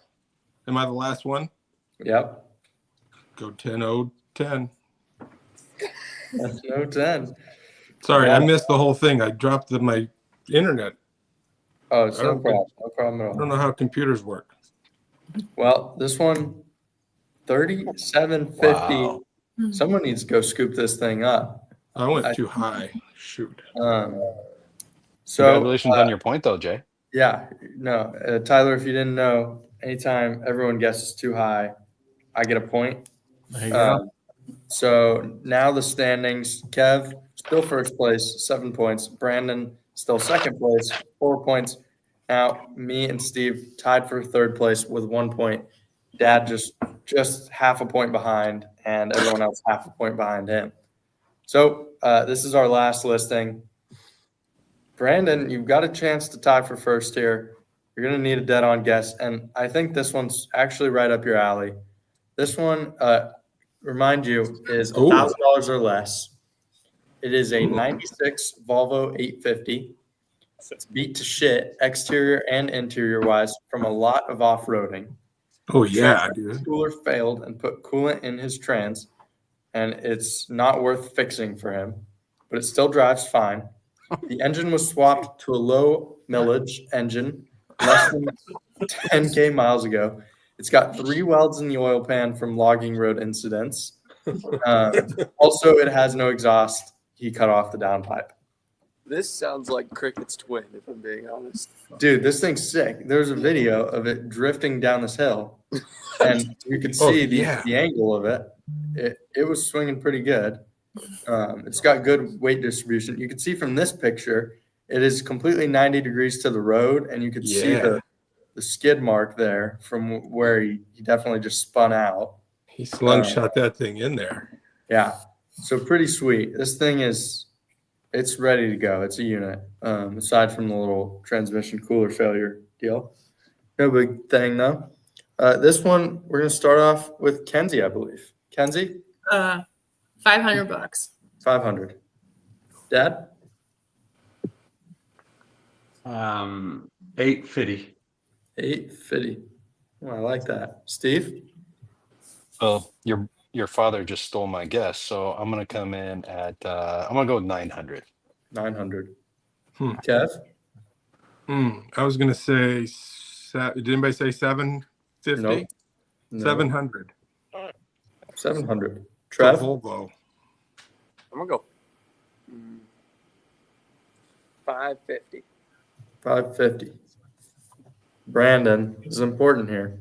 I am pretty sure I sent this to you, but I don't remember at all. It's definitely possible. This one was a while back, I think. Yeah, I definitely remember that video that he's ripping around that corner. Yeah. I was gonna say over 1,000, but it's under 1,000, right? It is 1,000 or less. Kenny says 699. 999. 999. Tyler, you're the last guest of the night. Before you give us the answer here, okay. Why don't you tell us a little bit about your experience on this show? Have you enjoyed it? Anyone in particular that you think might be cheating? Probably Trevor. Yeah, for sure. Probably. Trevor probably cheats a lot, probably especially in the first couple episodes. Yeah. Favorite character on the show? Definitely Kevin. Kevin, for sure, yeah. Oh, that's He's the nice. people's champ. Yeah. Thank you. Yeah. Well, we appreciate having you on here. Hopefully here you can secure a third place if you get dead on. What do you think? This one's exciting. I like 750. 750. Yeah, that's probably it.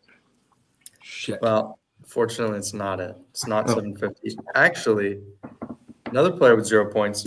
Kenzie, $500 dead on. Way to go, Kenzie. Nice work, Kenzie with 3 points, which really shakes up the scoreboard. Kev still in the lead, 7 points. Brandon, second place, 4 points. Kenzie, third place, 3 points. And then me, Steve, Dad trailing way behind. Trev and Tyler, unfortunately, no points on the board this time. I got to say, I'm a little surprised for both of that because I thought Trevor would at least cheat his way to 1. He had a bit. Tyler, I had high expectations. Wow. Who saw that one coming, huh? Nobody, Kev. But yeah, that's gonna do it. That's all I have for you.